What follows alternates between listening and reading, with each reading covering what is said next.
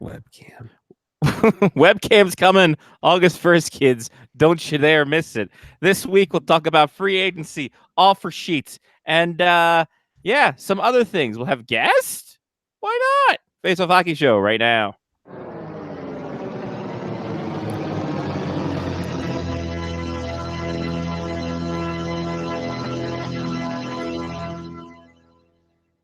The following program is closed captioned for the thinking impaired.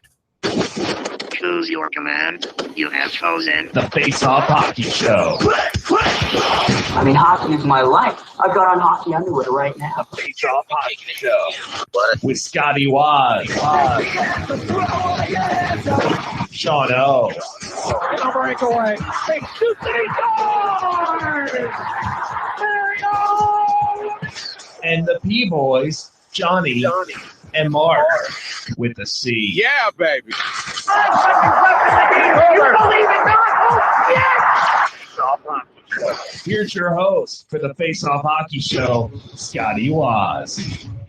Hey, everybody. I had to look up one of our possible guest email because I have it. I can send it if you want me to. Oh, I got it. No, I found it. I just found it as we were going on air. Welcome. It's Face Off Hockey Show. I'm Scotty Waz. Joined as always, Johnny P. Hi. Mark with a C. Moving. He is not happening. Not happening today. I think we're moving into the beginning of year 19 of 19 different years of changes to this show. You know what? I wouldn't be surprised. My God. August 1st. Great timing. Jerks. Well, they're giving us about a month to figure it out. And we do have 4th of July off tomorrow. That doesn't mean I want to sit here in front of a computer and... No, I'm just stating fact that there's 4th of July tomorrow. I don't give a shit if you do it or not. All right, sounds great. I'm going to send myself an email right now. Before August 1st. Figure it out. How was your week there, buddy? Pretty good, actually. I watched a decent amount, and by decent, I mean like probably 3 hours worth of Gabriel Iglesias stand-up on Friday night. Okay. It was fun. I liked it. He's funny. He's a funny guy. Funny hat. Send to myself. Figure this shit out. So that was Friday night. I've watched a lot of soccer, a lot of the World Cup, some Gold Cup, some Copa America. Everything is going on right now. Hashtag footy season. Yeah, all of it ends on Sunday though. Weird. And then they're like, hey, but we do realize 3 major tournaments are occurring at the same time. They all end on Sunday. But we have Wimbledon in the Tour de France. Wow. I do like summer for sports. Yeah. By the way, well, of course, it all ends right before the most boring week in the world because the MLB All-Star Game's happening. Didn't the Gold Cup used to end earlier? I faintly remember us being in St. Paul during that draft. Definitely in St. Paul for the draft for the Gold Cup final that year. Yeah, I was wondering because it seems a little because that was the year of Johnny P not understanding time changes. Right, or Sean Leahy and what he brings to the table. There was also the year that I believe I looked at Dakota after the U.S. were up 2-0, and she said something to the effect of, "Oh, the U.S. are going to win this game now," and I'm probably certain I could have killed her with the look that I gave her when the U.S. lost 4-2. She ended up to be a weird cat. Yeah, I made out with her, so that was that. That's good. Nice work. Do my best. Was it South Dakota or North Dakota? She lived in South. Yeah. I didn't go that way. Wink. That's good. You got some good pictures too of some lightnings and sunsets. I did. We have we're in our midsummer there's extreme. Yes. There's like a 50% chance of storm every night right now for the next like 10 days. 10 days, I would say 2 months. God bless Maryland. Nice. Yeah. All in all, things are going well. Off work tomorrow. I mean, Okay, so I don't have to go to work tomorrow. Technically, I'm kind of always on work just in case the computer system goes down. Sure. But Understandable. I don't have to be in an office tomorrow. I don't have to be there. Yeah. Nice. Yeah, we've been talking to Death too. They're getting the Deaths are getting a rooftop deck. Right. Yes, we've The spoken on this. rooftop deck of Death. So we're trying to figure out how to put a projector up on the rooftop so we can watch soccer games and such. I would think bring the projector up there and then run a line, electrical line up there. Yeah, we can then do plug one that. into the But other. where's how does the projection screen come from? Oh. Where's that come from? Hmm. Smarty. Hmm. Yeah, right. Hmm. You know what? You foiled me this time. So we're gonna have to try and figure that one out. Okay. Nice. If anybody has a good way to get a projection screen, let me know. Yeah, well, they can get a projection screen. You got to get it to work in Baltimore, though. Mail it to me, just like your dollars. There you go. I had a fun week. Yeah. Well, first off, Jen was sick. That wasn't fun. Oh. But I had a dinner on Friday evening with one Mr. Todd P. Butts. What? How'd you do that? Yeah, he is. Was it salad? No, it wasn't. You don't win friends with salad, and he wasn't serving it, so it was a big potato because we're big potato fans. But he was in Bemidji, which is about a couple hours away from Fargo, which is about an hour away from us, and he was flying out of Fargo, so we had a potato. Potato or potato? Let's call the whole thing off. But yeah, no, like we had the giant like baby head potatoes with all the fillings and stuff, and we're actually going to meet him again next Saturday to see how Jen's luck is with the thrift stores in Fargo. So Interesting. Is he there for a week, or is he just flying through Fargo for some reason? well, it's cheaper because he can only get to Bemidji by flying to Fargo or Grand Forks. And Fargo is a little bit easily accessible, and there's more hotels, so he's just staying there on the company dime. He throws out like we're eating, and he's he gets the appetizer in his meal. He throws out the iHeartRadio corporate card like a goddamn bigwig. I see. Like why hasn't he gotten us on iHeartRadio yet? He can't get us on iHeartRadio. Well, that's a lie. Once we went to Spreaker, we were automatically on iHeartRadio. Yeah, the Spreaker. podcast. That'd be cool if we could do that. It'd be great if Spreaker could figure us out. So we'll figure that whole thing out. But yeah, had dinner with him, and then work, and then yeah, it was a decent. It's been a decent week. That sounds fantastic. Yeah, of course. Todd P. Butts showing up. Our thing is we hang out together, but we never do a show live together in the same room. We left that in Crofton. On purpose? On purpose. We left that in Crofton. Why? Was there an incident? Is there something I don't know? No, we just made a blood pact that we will never do a show together unless it was in Dave's sister's basement. So you're saying that as soon as you left Crofton, that was the last time that it would occur? Yeah, that's the last time. After we left Crofton, we kind of just made a look back at the house and then went our separate ways. And that was when you lost the FM transmission. Yep, exactly. Once I put it in drive and it creeped forward 2 inches, like, oh, oh no. I was going to say on the look back to the house, but yeah. Once I look back, oh, it's gone. And I got more Oyos. What? Do you have all of them yet? No, I wish. I was just lamenting the fact that the NHL.com is selling them, and they also it has almost gone on, and I'm like, oh, they don't make them anymore. So I bought 4 blind bag for teams. So I got a Caps one coming, I think a Predators one coming, Kings one coming. Those will come soon. But these just arrived today from Lids. Big old Dustin Byfuglien. Oh, is it bigger than the regular ones? A little bit wider. And then Kyle Okposo. This one still That's an has old one. Old school, definitely. So yeah, those ones, and now I got my blind. So what I'm gonna do is I got a Caps. The only reason I got a Caps blind one because it comes with either Ovechkin, Carlson, or Slapshot. I have all 3, so it's gonna be. I'm gonna put one next to Taz on the Stan wagon. So that'll be there. Smart. Yeah. I'll deck it out. because I asked Mom, like, where do you get that industrial strength thing? She's like, he just went to Walmart and got it. Yeah, it's at Walmart. Actually, Mom's exact words, because my mom just coming off of foot surgery. She's doing fine. Thank you all for your thoughts and prayers. Can I guess? Yeah. All right. So what she said was that, Stan just picked some up at Walmart. He's actually there right now. Do you want me to get you some? Close. My mom says, she said, I asked her where did you get the Velcro to hold it? She said, Walmart. It's probably back in the craft section. Assuming that every Walmart is the same layout as the one. No, she is right though. It's probably back in the craft section. It was. The problem was the craft section in the one we were looking at's in the middle of the damn store. No, well, technically still toward the back. Towards the back.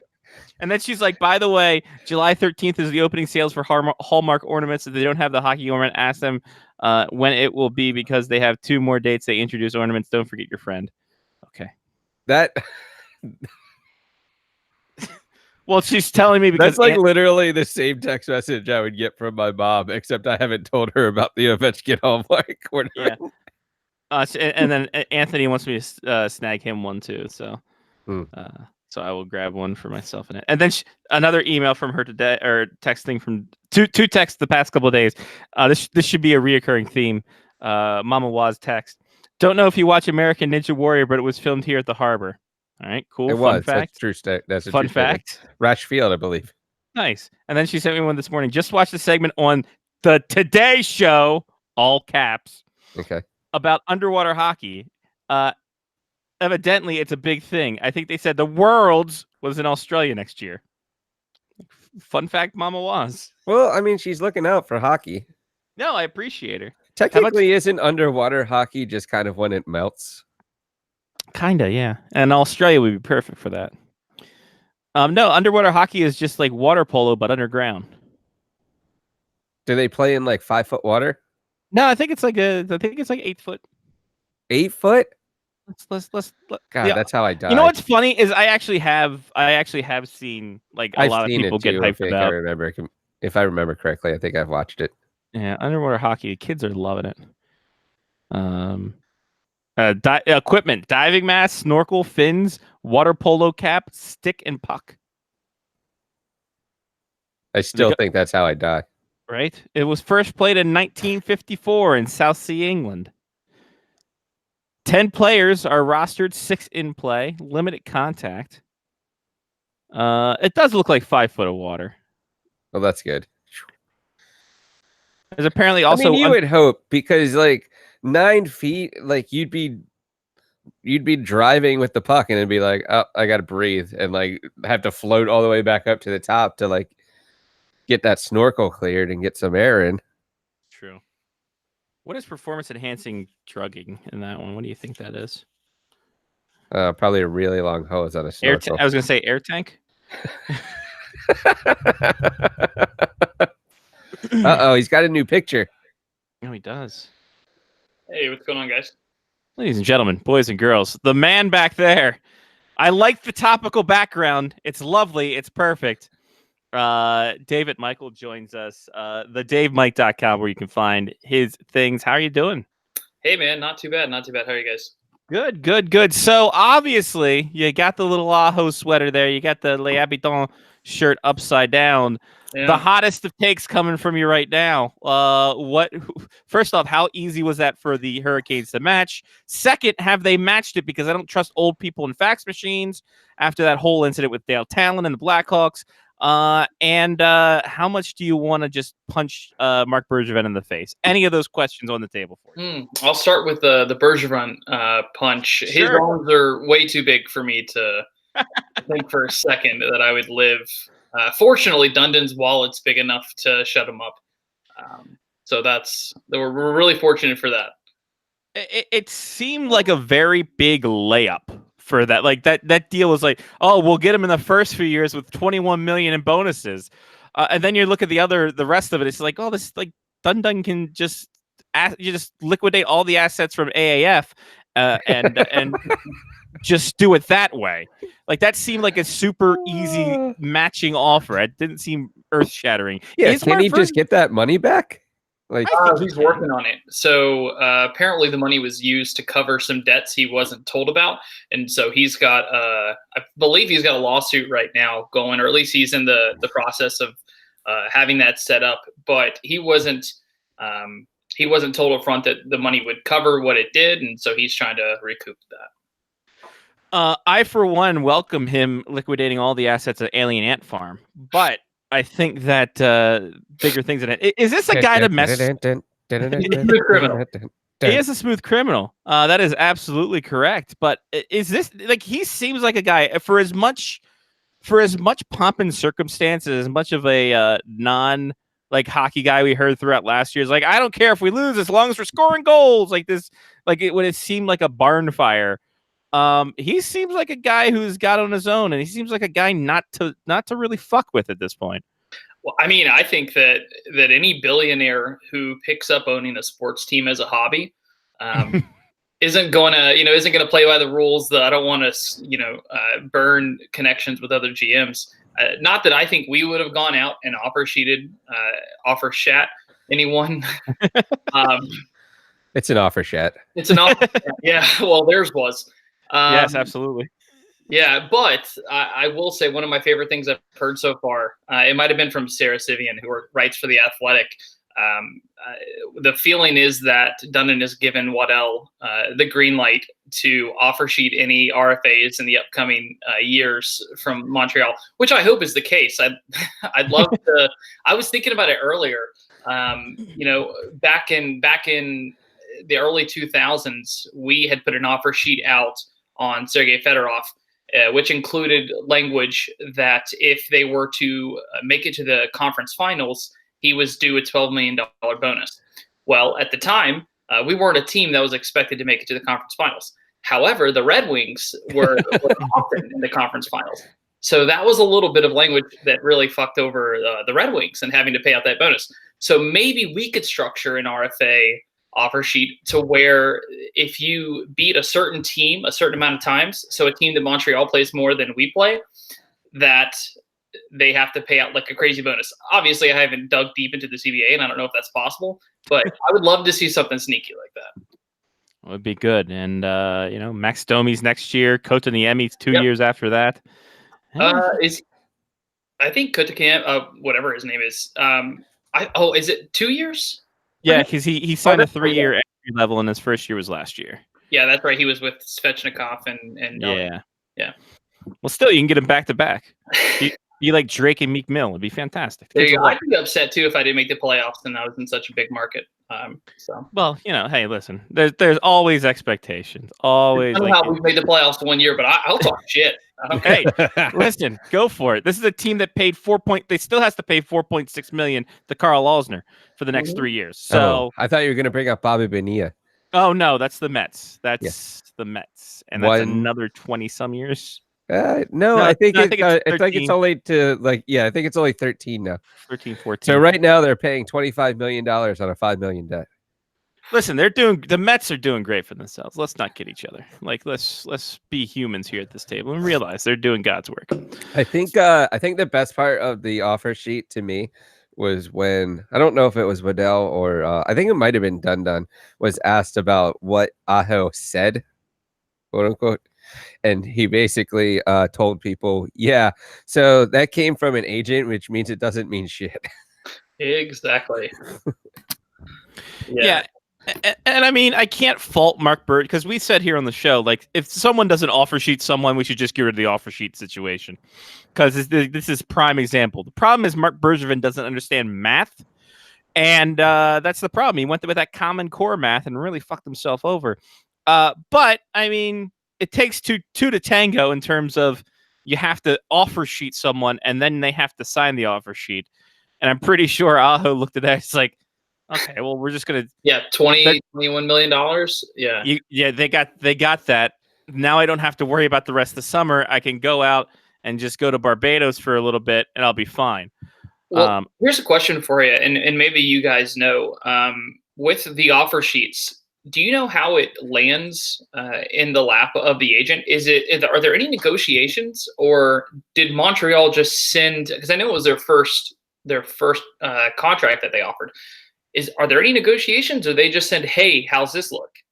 It's usually, hey, how's this look? And if the agent will then reject it, and then they'll keep coming back until they get it right. Almost is my understanding of it, because they're not allowed to negotiate, right? Exactly. If they negotiate, that is technically tampering, since they qualified Aho, and then that way, that's tampering at that point. So they can just be like, here's a contract. What do you think? Nope. Here's another one. What do you think? Okay. And then sign it. And then the 7-day period begins. But I like how Carolina's saying, yeah, we'll match it. We'll match it. Well, why are we not putting pen to paper? Because lest we forget, 2011, Dale Talon saying, no, I'll qualify all my big players. And then he forgets because he doesn't know how to use a fax machine at age 47. Okay, wait until day 6 then. Yeah. Well, no, Give yourself 24 hours. Officially yesterday. Oh, they're already done. They finally. Okay. Yeah. We Right. did it yesterday. I couldn't find that. I thought I had seen that, and then I asked Scotty because I was like, "There's a lot of crap going through Twitter." So I was like, I didn't know for certain. So yeah, and I mean the Hurricanes social media team. I mean, they blasted out everything official. He's locked up for another 5 years, and everything like that, which I feel is like a little awkward because we're excited he's here for another 5 years. It's like, but there was also some weirdness with him taking the first offer. But I think it all falls on the agent. I'm not really concerned about Sebastian's loyalty or anything like that. Doesn't this really work out for everyone though? It does. I mean, obviously with taking the 5-year deal, he's going to have a couple more years of UFA available to him, and we're going to have to deal with this. But at the same time, I mean, we've got him, Taco. Teravainen. I don't know if you guys are familiar, but there's a lot of shorthand for him. Slavin, Pesci, and someone else too, but they're all locked up for 5 years. So, I mean, that's nice. Well, I guess we'll have to figure out with what happens free agents in 5 years time. I'm glad you guys figured out your goaltending after Peter Mrazek and Curtis McElhinney kind of thought they were going to fly the coop. And then Peter Mrazek's like, I got to beat James Reimer out. Okay, I can do this. He's not going to play for us. He's going to get moved, I think. Oh, yeah? Okay. Oh, I mean, Columbus doesn't have a goalie right now. I'm hoping that we put something together to send that way. But I really don't think Reimer will play a game here. I think that Ned's going to Nedeljkovic, I think he'll be our backup, or if we bring somebody else in, whether it's Forsberg or another free agent, which I don't think we'll find another like top, or even top 3 tier goalie. But Ned's been here for a long time. He had a small stint last year. I mean, he's a highly touted prospect, or at least he was. I think he'll get time. I think he also helped backstop that Calder Cup team there in Charlotte, so that helps his cause a whole hell of a lot. And he played for the Cleveland Pee Wee Barons, so that's something. Cool. Get that. Well, and Charlotte, I mean, that's an interesting situation right now. I don't know if you're familiar, but our head coach in Charlotte, Belushi, or something along those lines, he just took a job in Pittsburgh. Yes. So he went to Pittsburgh. Nicholas Roy, I think it's pronounced Roy. He got shipped out, and then another AHLer. I can't think of it, but it's weird in Charlotte right now, especially for them having just won a championship. It's a very Florida Marlins situation. Win a title, and then just the team leaves. It's done. Yeah. But Nedeljkovic especially, I think, is a great kind of guy. I mean, Parma, Ohio, first off, it's great. Second off, yeah, he worked his way up from Florida, proven winner there, goes to Charlotte, proven winner there, and now he's just, I would say, put him in a backup role, move Reimer, and then away you go. And then when Mrazek's contract's up, just let him be. Let him go, and let Mrazek go away, and it's Ned's team. Ned Beatty, something. Well, see, we also just drafted the number 1 European goalie in the draft. And I think he was the second goalie behind, was it Spencer Knight? Yeah. Which, by the way, picking a goalie in the first round, I definitely would have lost that bet. I would have had it over 105th overall on that one, and he goes first round. And I'm like, okay, whatever. This is why I don't Yeah, gamble. that was interesting. I was hoping Short Stack would. Yeah. I was hoping he was going to fall to us, which I mean I knew wasn't going to happen. Mhm. With us being at 28 because we made the playoffs and Montreal didn't. That's what happens. So you Okay. draft a little further down, Yeah. It's fine. But yeah, that was interesting seeing all the movement, or at least the players, dropping a little bit. I might have to become a Hurricanes fan just because one of the UND kids who are coming in next year, who's my favorite name ever, I'm going to call him Pasta Pizza or Pizza Pasta. Haven't figured it out yet, which flows better. But Massimo Rizzo is the second to last pick, and it couldn't be more woptastic. In all He's probably honesty, playing for the Italian team in the Olympics. Yeah, That's why- in Milan. Yeah, why not? Why wouldn't he? In all honesty, Italian dish or hockey player.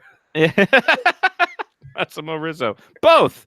Yeah, after the second round, I tune out. To be honest with you, I mean, yeah, hopefully they make it up and everything, but yeah, that's a long Saturday to be watching round 6.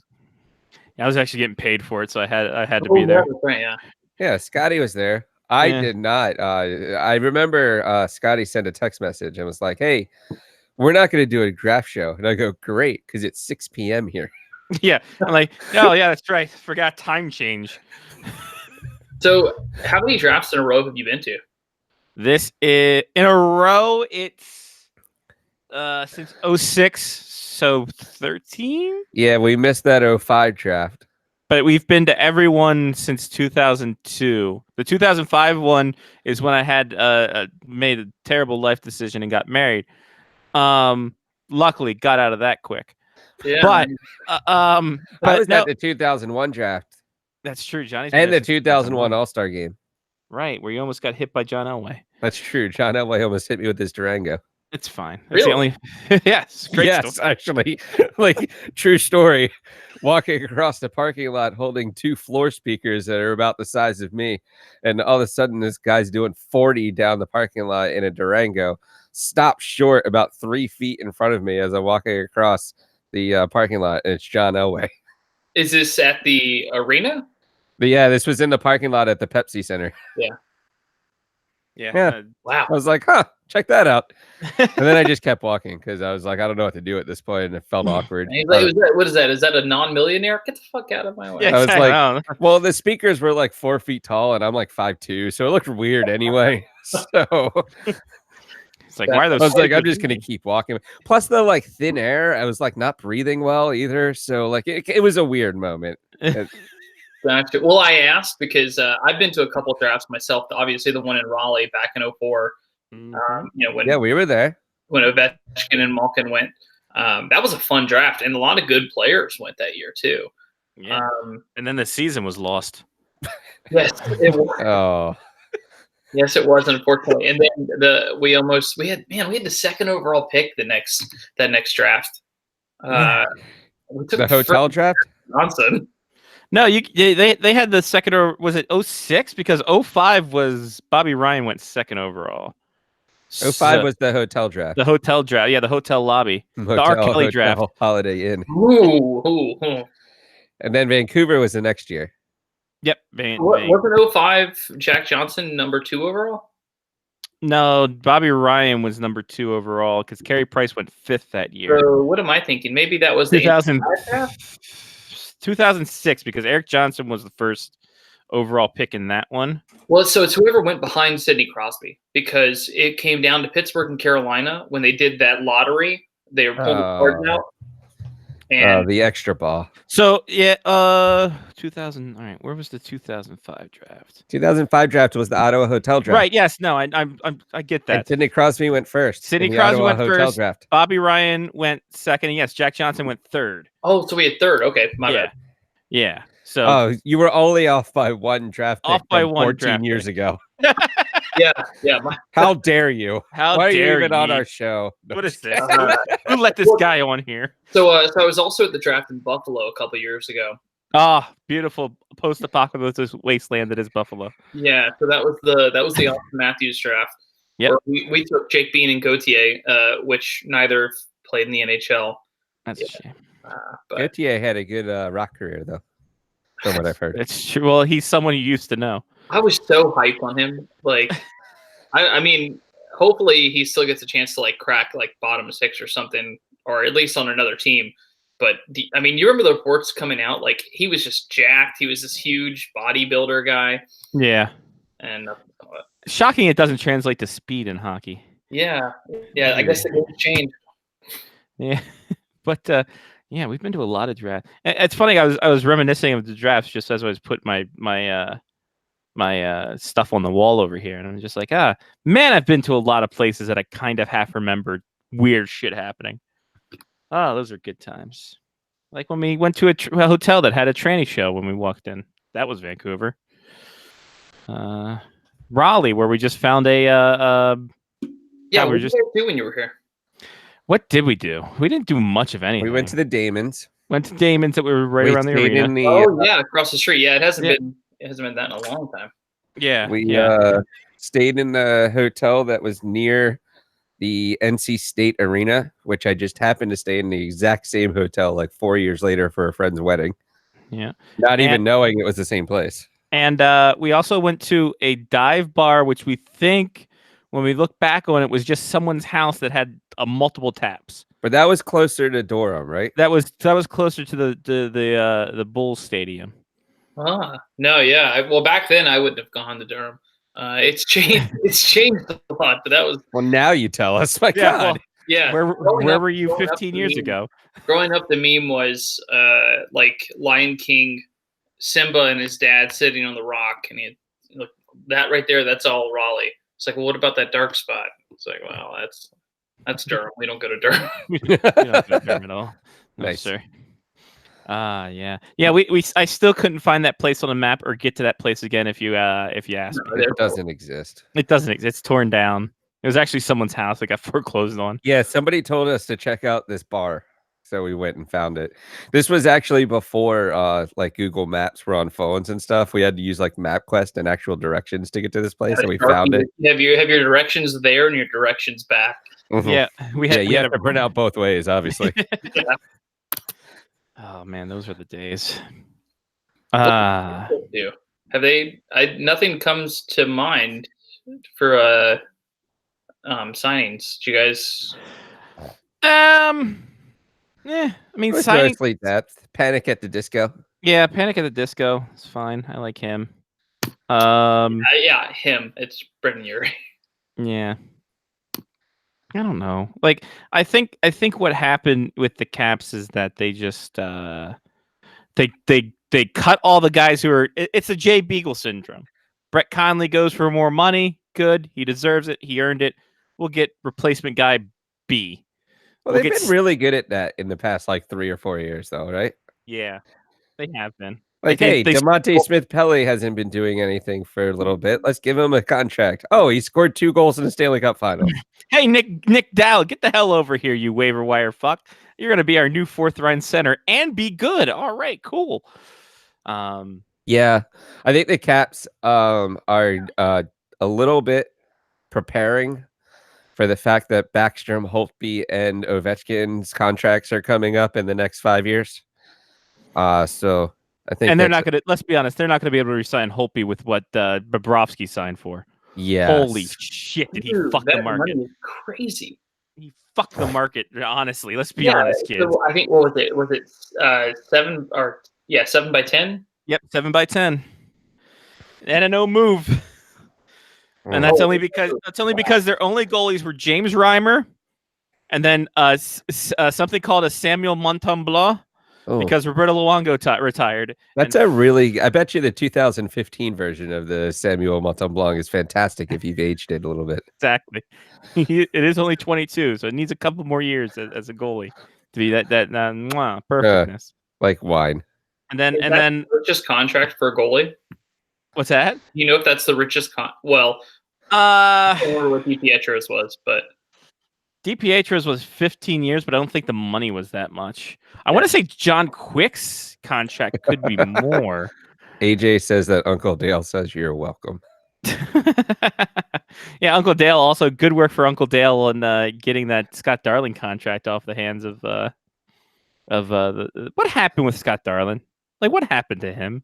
I I mean, feel bad for him. he actually just released a statement. I think it was yesterday. I don't know if you guys happened to come across that, but I mean, he thanked the Hurricanes organization, and I think he even said a word to Florida too, like thanks for buying me. I don't know what he did, but his father passed a few weeks ago, about a month ago.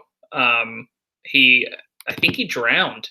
It was shit. Oh, yeah, no, it was pretty rough, and I mean, I'm sure you guys are familiar with his history. Yeah. Not Darling. So yeah, that sucks. I wish it would have worked out. He seemed like a nice guy and everything. He always stopped to like sign autographs for fans and stuff, and it sucks. But I mean, he had a chance and he didn't prove himself. So he also got paid pretty good by us too. He's gonna get paid for another 3 years by Florida too. So there's that. It's Good for him. the money they make whenever they get bought out. It's like a fraction of what the contract was for, though, right? 2/3. 2/3. Okay. Yeah. I mean, if I'm not mistaken, Right? Is it? They're still making a bunch of money then. 2.13 over the next 3 years. That's nothing to shake your hand about. Cavier? Oh, LeCavier? Oh, Oh, yeah. I was just saying. in he life. bought out by a couple teams. I think Philadelphia took the big hit on that one. Gotcha. That 'Cause one's nice, huh? Yeah, well, because I'm trying to think of who he played, because he was like a mercenary by the end of it. Philadelphia. Did he do time with the Kings? He did do time with the Kings, and it might be the Kings that bought him out. I know, right? did he do time with the Kings? Sounds like he was in jail. Like, Yeah, I for know. a little bit. Like, Well, here's a fun fact with the Kings, because I haven't found Vinny LeCavier stuff. They have a recapture penalty on Mike Richards of $1.3 million, and then they owe him a whole shitload of money for the next X number of years for the terminated contract that he, I think, sued him for. So good on him. Good on Mike Richards for just doing all that coke. And I was gonna say, that's a lot of cocaine you could buy. it's a lot of Yeah. cocaine. who would have thought you could do all that after Dry Island? Right? Oh man, poor Dry Island. It's like a cheaper version of Lonely Island, but not as cool. Not as funny either. I just showed my wife actually last night the Dear Sister Lonely Island video.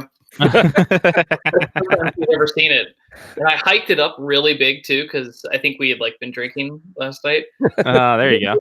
This is so funny, and then you play the video and it's just like a gunshot and what you say? I mean, it's hilarious. It is pretty good. I like that one. That was but LeCavier not bought out. He had a stipulation in his contract that he would retire at the end of the season from the Kings, so the Kings wouldn't be saddled with his salary cap hit. Interesting. So it looks like if the Flyers did take it, he's off the books of him already. That can't be said the same for Rick DiPietro, who I think still has a couple more years left on that deal. Which good for him. Good for him. Well, he turned a 15-year deal into a 45-year deal. He's hockey's Bobby Bonilla. So I'm glad for him. I'm glad for him. I mean, not really. I'm exaggerating, but Are you though? Yeah. I don't think you are. All right, buyout history. Here we go. Here is the money maker. Found it. God was bless the- the internet. God bless capfriendly.com. Where is it? Before they get bought up by somebody. Right, exactly. Before they take their guy away to be a capologist. Because that's what happens to these sites. Capology happens, and waka waka. There was actually a picture of the Hurricanes had, I think, tweeted out right before the draft, and the picture showed several of our scouts at a table, and everybody had Cap Friendly up on their laptop. So I was mistaken. Vinny LeCavier, 7 more years left on his buyout from the Tampa Bay Lightning. What? So the Tampa Bay Lightning actually have the cap hit for Vinny LeCavier still. Because, sure, I don't know how that works. Because he retired as a King. He's still got a couple more years. I'm trying to, where are the facts and figures? Because it doesn't count against their cap. But I gotta think, brother be getting paid for the next few. Maybe in his contract that if when he retired, he was going to make money for the rest of his life. So he makes $1.7 million just over 1.75 million for the next 8 more years, 7 more years because it already paid out this year. Does he have to do like team appearances? He probably does. He does alumni stuff. Dude, for sure. Yeah, he's stick balling out. Yeah. For 1.7 million. I don't know what it's called now. I think of it as the State Peak Times Forum, but Oh yeah. Rick DiPietro still has 8 years left on his buyout. So he's got that going for God, him. he was such a smart person. Genius. 15-year deal, sure thing, Mike Milbury. 4.5 was his AAV, which good for him. He's making 1.5 until 2028-29. Then Brizgalov's got 7 more years, and so does Christian Ehrhoff. He also has 7 more years on his buyout. Brad Richards has 6 more years on his buyout. And that's right, kids. Alexei Yashin, 4 more years are left on his buyout from that monstrous contract. Really? 4 more years. He was the first of this. Yeah. So, love, peace, and hair grease. Wow. Alexei Yashin. And 2 of them are Islanders. Right? Amazing. It's like they don't know how to do business. Well, you can somehow parlay that into a NBC commentary gig now. So is he still doing that? I don't remember seeing him. Not that, I'm saying he doesn't. I just can't remember. I feel like I watched quite a bit of NBC this past year, but I don't really remember seeing him much. he was in the he was the color man for a lot of the games. He wasn't in studio for a lot of the playoffs. Gotcha. Because the Bruins were going far. For some reason, he was on all the Bruins games. Amazing. Huh. Yeah, it was weird. Is that a Stoke jersey? This is a US. It's the old Copa America USA top that they wore in like 2008. Because the US plays Jamaica tonight in the Gold Cup. Oh yeah. And then the Women's World Cup is Sunday. So I've been wearing US kits for the show the past like 3 weeks. Sweet. No, I'm a huge soccer fan. I am a Stoke fan though. So that's what it was. I do remember seeing you in Stoke. Yes, I have worn Stoke before. Gotcha. Yeah, I'm a big Liverpool fan. So. Nice. Yeah, I've been to Liverpool, not to the stadium though. I've been to the city. Just to the airport? Yeah. No, I went to the Beatles Museum. Oh, there you go. Did you? Yeah. Yeah. Right there on the water, yeah. Place is fantastic. I highly recommend Liverpool. Really good fish and chips. It's weird. It's stereotypical, I'm sure. But they have fantastic fish and chips. And I believe that's a little racist. Liverpool. I don't think it's racist. It's country. Oh, that's right. No, best. That's right. Yeah, British is not a race. Yeah. No, I actually I've been to. I didn't eat the fish and chips. But I drank a lot. Yes, perfect. The drinks are cheap. The English breakfasts are like $5. If you like drinking, York is the place to go. That's where I was this past year when I went to visit England. Pubs on every corner, fantastic beers. I mean, it was a fantastic time, and the history is amazing. Like, if you like history at all, the history in a lot of these British cities are, older than the United States. So amazing. Yeah, we'll have to kind of scout that out. So we're going to Leeds this September. Nice. Yeah. So don't tell Sean Leahy; he's a Leeds fan. Oh yeah. Well, yeah. Are they? Yeah, are they in the Premier League this upcoming season? No, not so much. Right. No, they would have been, but then they lost to Aston Villa in the final. That's right. Yeah. So Leahy's gonna destroy me. It's fine. Send me text messages when he finally hears this. So I'm gonna. Well, no, he's gonna send the text messages to Mark. That's true. That's a very true statement. Yeah. So it's fine. Yeah. So I'll wait until September.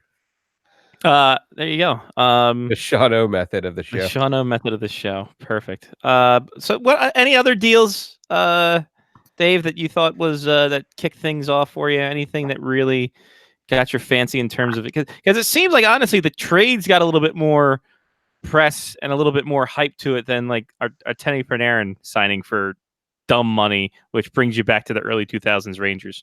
Well, I'll tell you, if we didn't have a big trade, we made for it in quantity of trades. It felt like for a while, every 4 or 5 days, we were hearing about some kind of movement, which was really exciting. I mean, nothing coming in that's like crazy. Holla is nice. That's pretty exciting.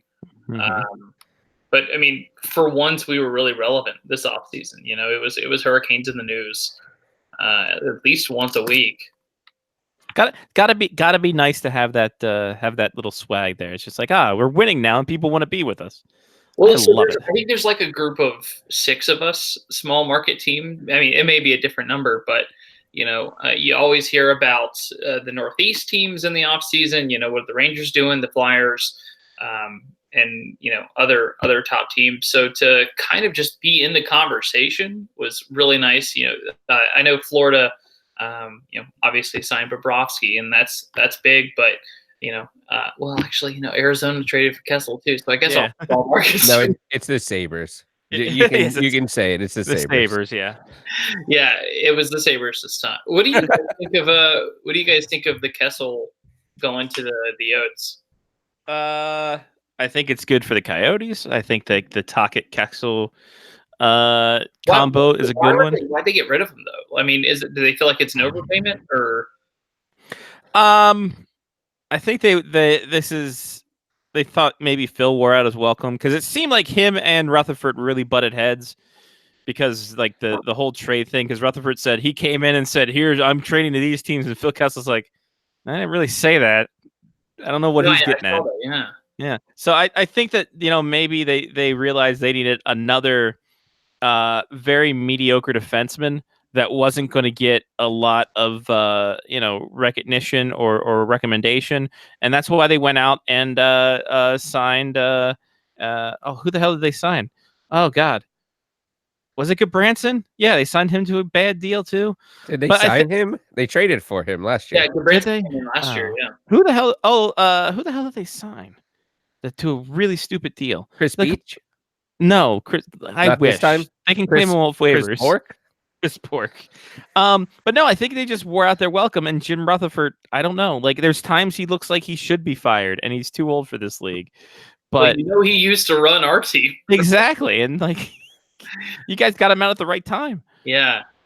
From my perspective, it kind of seemed like I kind of agree with Scotty that like it just seemed like they wanted somebody different, and Kessel was the person that they could move to make that happen, because you know, I don't think anybody really respects Phil Kessel when it really comes down to it. I don't get that though. Like, I mean, he's such a good player, and I mean, I get that he's got like, you know, a different personality than a lot of other hockey players, but I've always thought he played well. I mean, he's still got speed to his game. You know, he's still putting up points.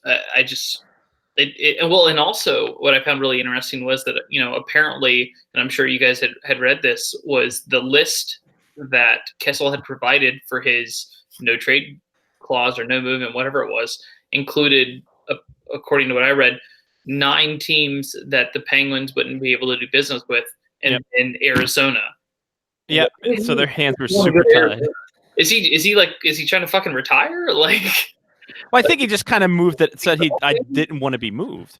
I think it was one of those situations where he's like, I really don't want to leave here. Well, hasn't he also like vetoed multiple trades in the past? Yeah, he has. Heard that. Yeah. So, where was it? But why Arizona though? I mean, they're not a team that's competing for a playoff spot right now. I mean, they're certainly not a Stanley Cup, you know, hopeful. Why would Kessel pick that team to go in? You know, why not? I mean, you know, obviously it's a bit of a homer statement, but why not say a team like Carolina that's also in the South, you know, nice weather. But we've also got great young players and a core that's already been playing together. Why not pick a team that's higher up on their trajectory? Well, and I think that would be a no-go because another interdivisional team. So you'd be fighting them for playoff spot. And I think the Coyotes would just be, it was like I said, the Tocchet situation, because they clicked when Tocchet was in Pittsburgh. Yeah. Could it also be that Kessel just doesn't give a shit anymore? He's got his rings. He's won 2 Stanley Cups. He's like, I just want to play hockey. Like, put me in a spot where I'm going to play hockey for the rest of my career. Like, it could really come down to that. I mean, yeah, that's true. We're all people. I mean, he might just be a guy who's like, look, I make a shit ton of money. Let me ride it out, you know, over where I can play some golf. Plus, he's also smart enough to know that if he was like, you know what, after like 3 months or so, I really want to make a run for another Stanley Cup, that the Coyotes could trade him somewhere else at the trade deadline. Does the no trade clause, does that carry over to the next team? It does. Mhm. So he's got retained salary from the Maple Leafs, and he's got an 8-team. Wait, hold on. He's still in the contract from Toronto? Yep. Damn. he's still I did not in realize deal. that. Yeah, that deal was a pretty big deal. I think that was an 8-year deal. So he's only on years. This is year 6 now. So he's been traded twice since then. Good work, John Ferguson. I'll just blame John Ferguson for this one, for lack of knowing anybody else. The same one that signed David Clarkson to a massive deal? I think he was. David Clarkson. I think his money's Clarkson's contract at. What was that? Where's Clarkson's contract at right now?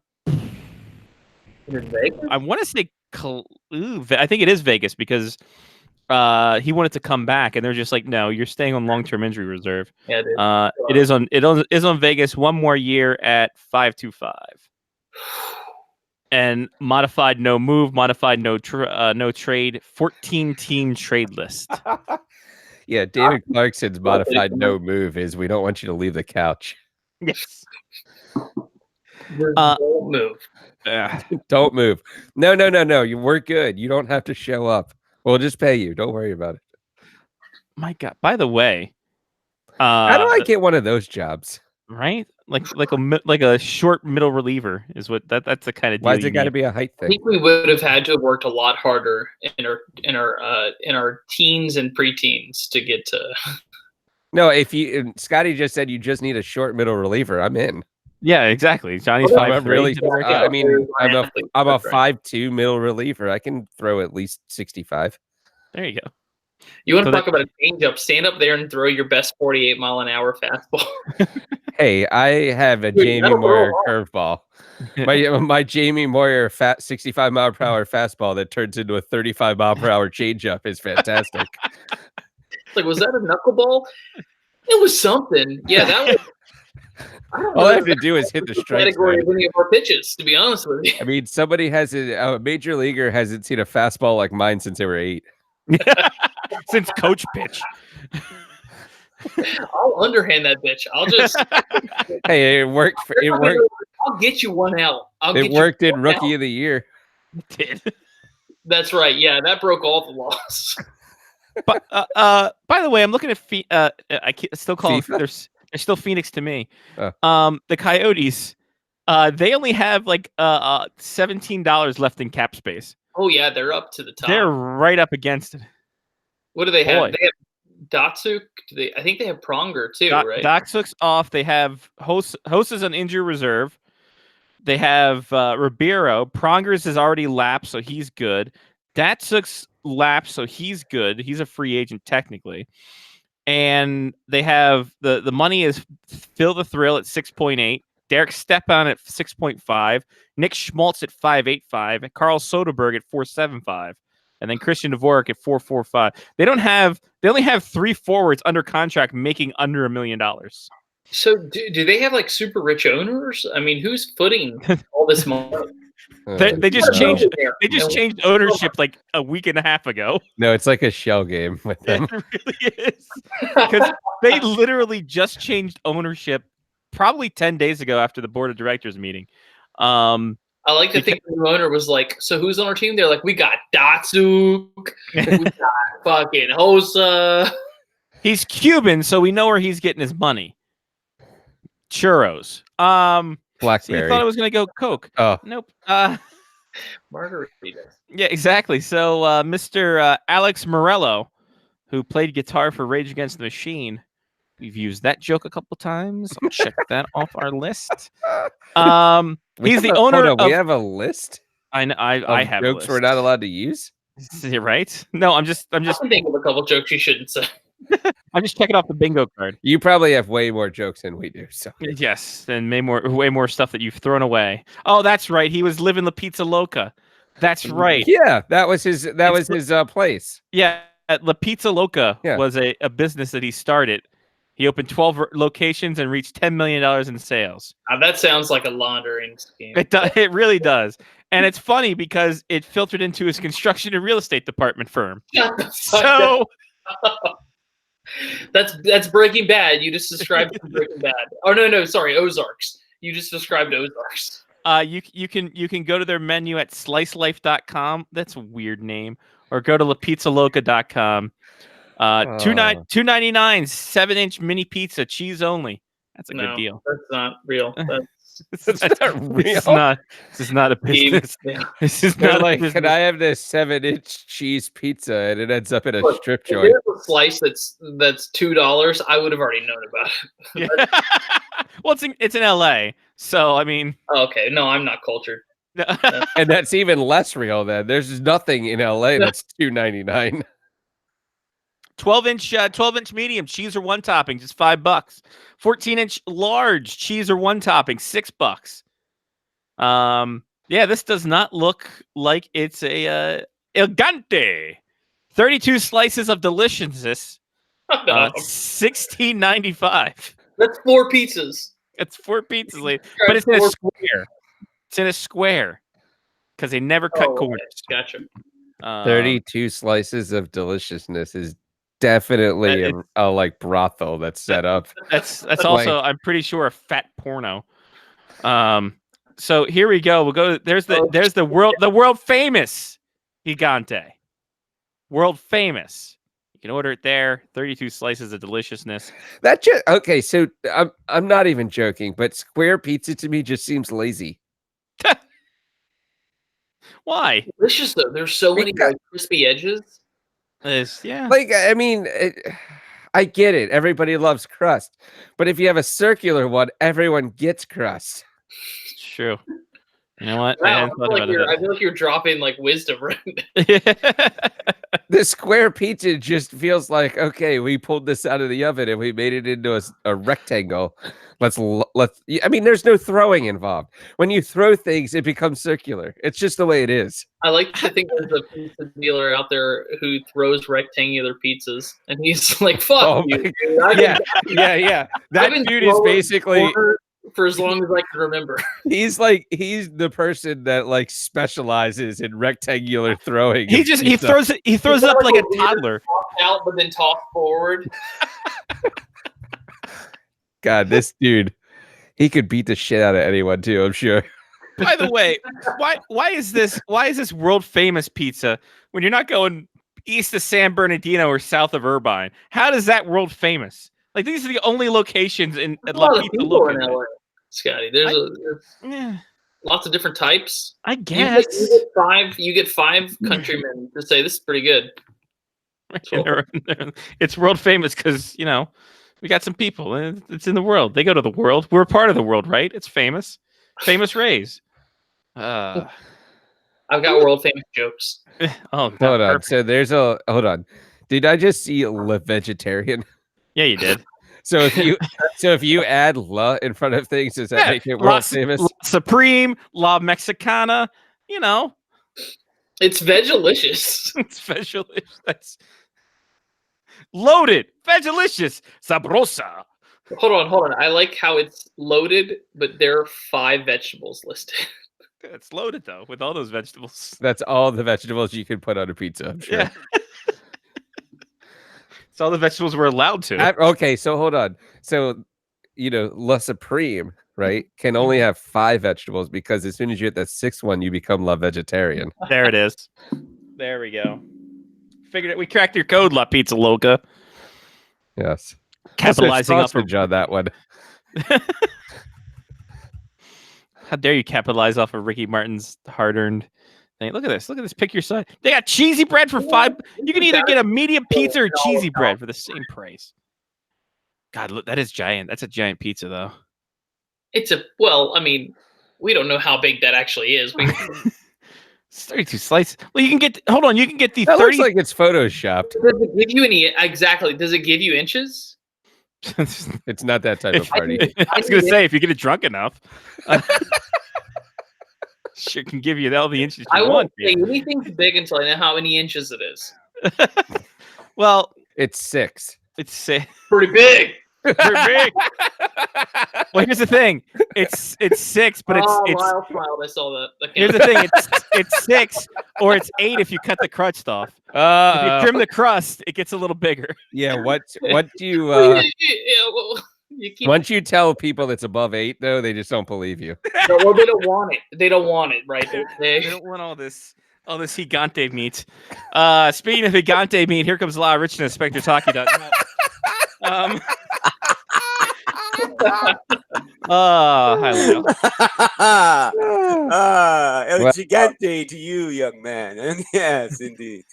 Have Oh, you met boy. Lyle yet? I have not. No, I've heard his voice. I've checked out Spectre's hockey for a very long time. No, I don't believe I've met. So, so Lyle, this is David Michael. He's one of the happening kids in the Raleigh comedy scene. It's not a lie; it's actual thing. He's The a great irony is comedian. that's probably something we would say to like about somebody from like North Carolina anyway. So. Listen, this guy's headlining in Harrisburg. You don't believe it. That's the happening joint, but no, The it's Hoppening, too. the happening joint, yeah. Harrisburg, too, the Hoppening. And he's also first time, long time. Usually, but so that's a good one too. Well, it's a pleasure to meet you. Same. Yeah. And I appreciate your support. Of course. Yes. Just because he's from North Carolina, you don't have to talk. That Yeah, way. you don't have to put a draw that way. Well, yeah. And at least yeah. So so everybody's cool with the whole Aho thing? Everybody's Oh yeah, cool we're with that fine thing? with it. Yeah. Everything's good. We're all good. That's all good. Everything. Yeah. Oh, you see his background. Oh, I saw it. That's why I am not blind, sir. Yes. With the upside down head. But Lyle, You froggy bastards. It's actually an old Subban jersey, jersey that I've had. the old Piquet. Now you have to get like 2 different jerseys to catch up with the times.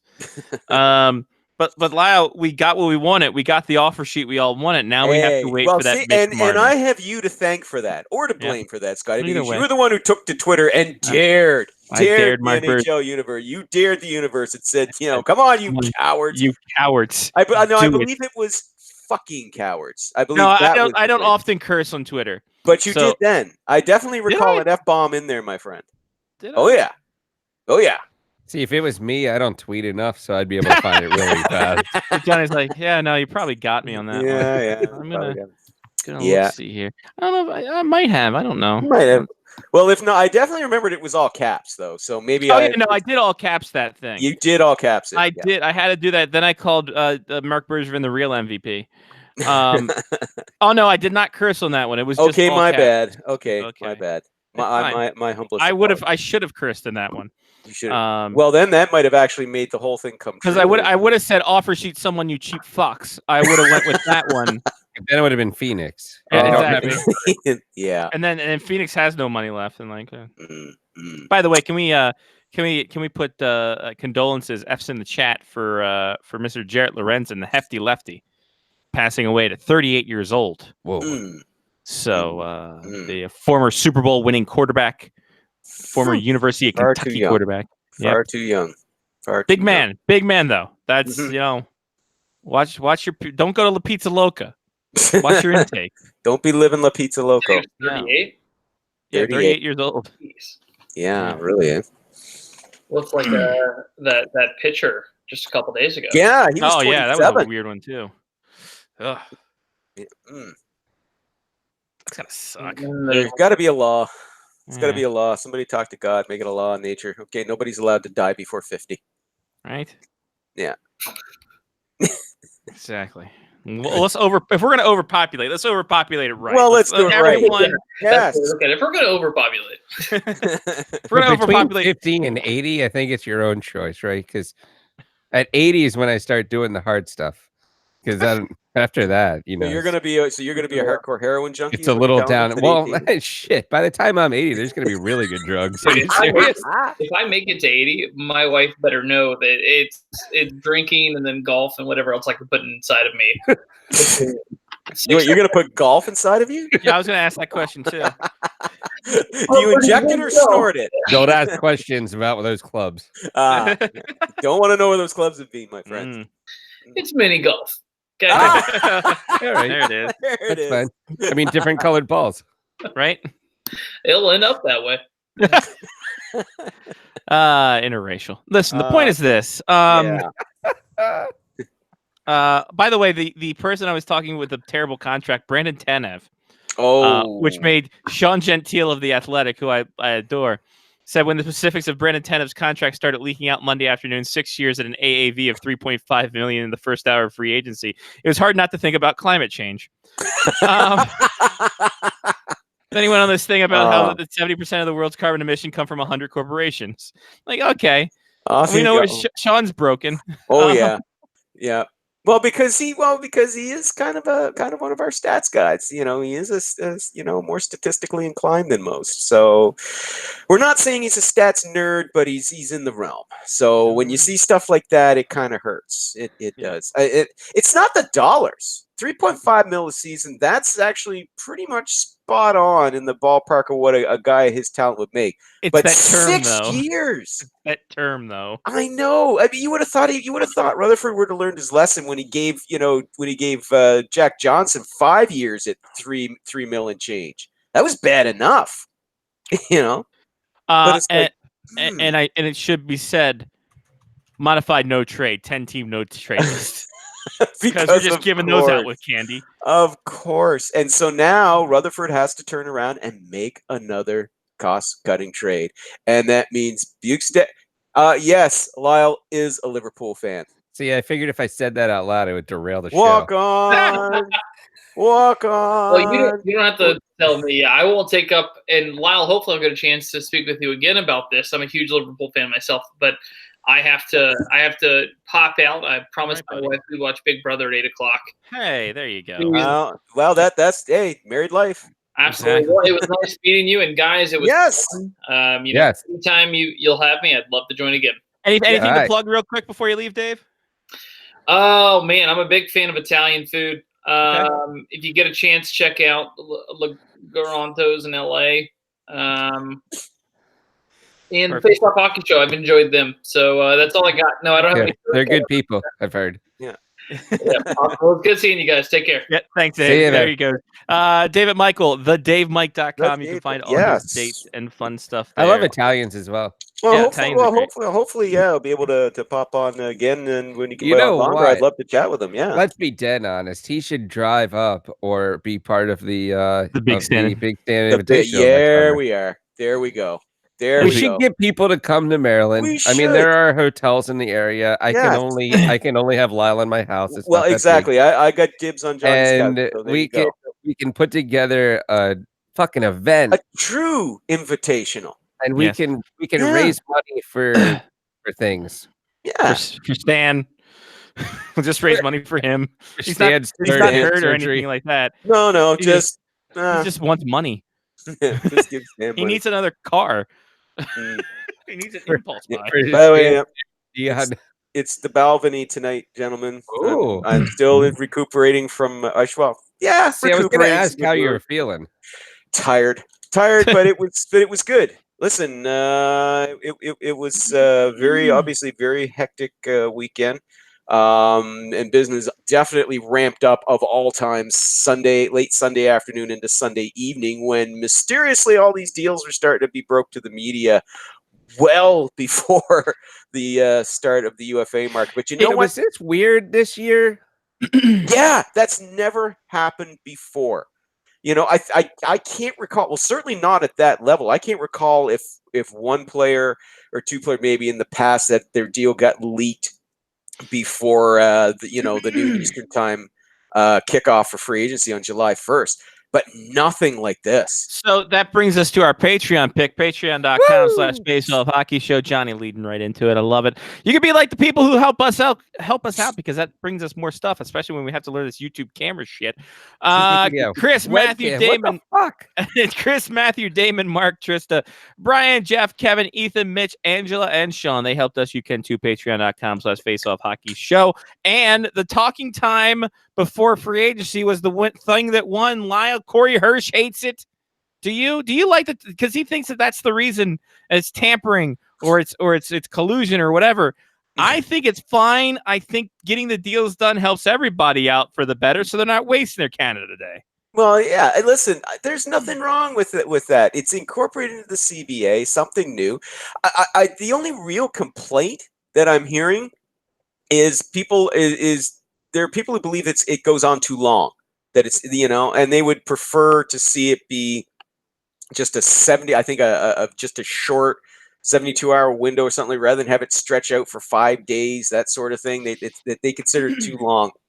And I can see that yeah, okay, it's kind of is, but no, absolutely. I mean, let them have a chance to talk, to go and talk and evaluate who they're going to go with. But I will say this though, that whole thing of the early reveals that we were getting, that pulled the curtain back. Yeah, that definitely pulled the curtain back, because remember, what would always happen normally in a normal year? Free agency kicks off at 12:01 Eastern time on July 1st, and within an hour, these guys, all these deals come hurtling down the pipe. Oh, this player got $7 million at $80 million bucks, or $80 million bucks, and this guy got $6 million at $50 million a pop. And you go, and fans are going, how in the hell are they getting those deals hammered out that quickly and agreeing to them that quickly? What the hell's going on here? Oh yeah, no. We all had our suspicions, but there was never any proof, and now we've had their proof. And honestly, I think where that was coming from, those were coming from the player agents. I think that's my suspicion. The player agents were leaking those to their favorite reporters, who I do not blame in the least for publishing them up on Twitter. LeBron and Friedman and Bob McKenzie, aka Bobby Margarita. I love the fact that he changed his name to Bobby Margarita on his Twitter that was account. really good, but then as soon as he did that, there was also something that broke like right afterwards. Yeah, he's like, I blame the profile picture. Yeah, and he had to report it as Bobby Margarita. That was fantastic. Oh my! But no, and guys like that and LeBron, I don't blame them for reporting what they were told. But I got a feeling that the NHL, we didn't hear a word from Bettman or Bill Daly or anybody else about this. But I'm willing to bet that, if they hammer out a new CBA in September, if they actually announce in September that we have agreed to an extension of the CBA, that one of the new commandments that will be in there will be, thou shalt not leak the details of your contracts before July 1st, or they will be null and void. Because it will constitute collusion or tampering or whatever. Because technically, Johnny, remember, until noon Eastern time, those players still belong to their original teams. But that could be done now.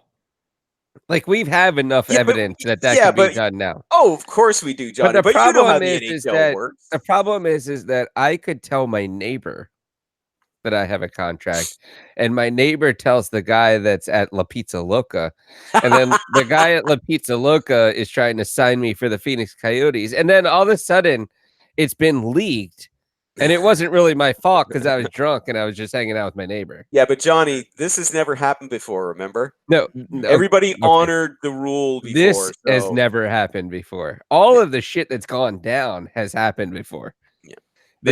We're just seeing it. What I want to occur in the next CBA is I want all 30 teams to be holed up in some fucking hotel, and all the UFAs have to walk through and interview with everybody.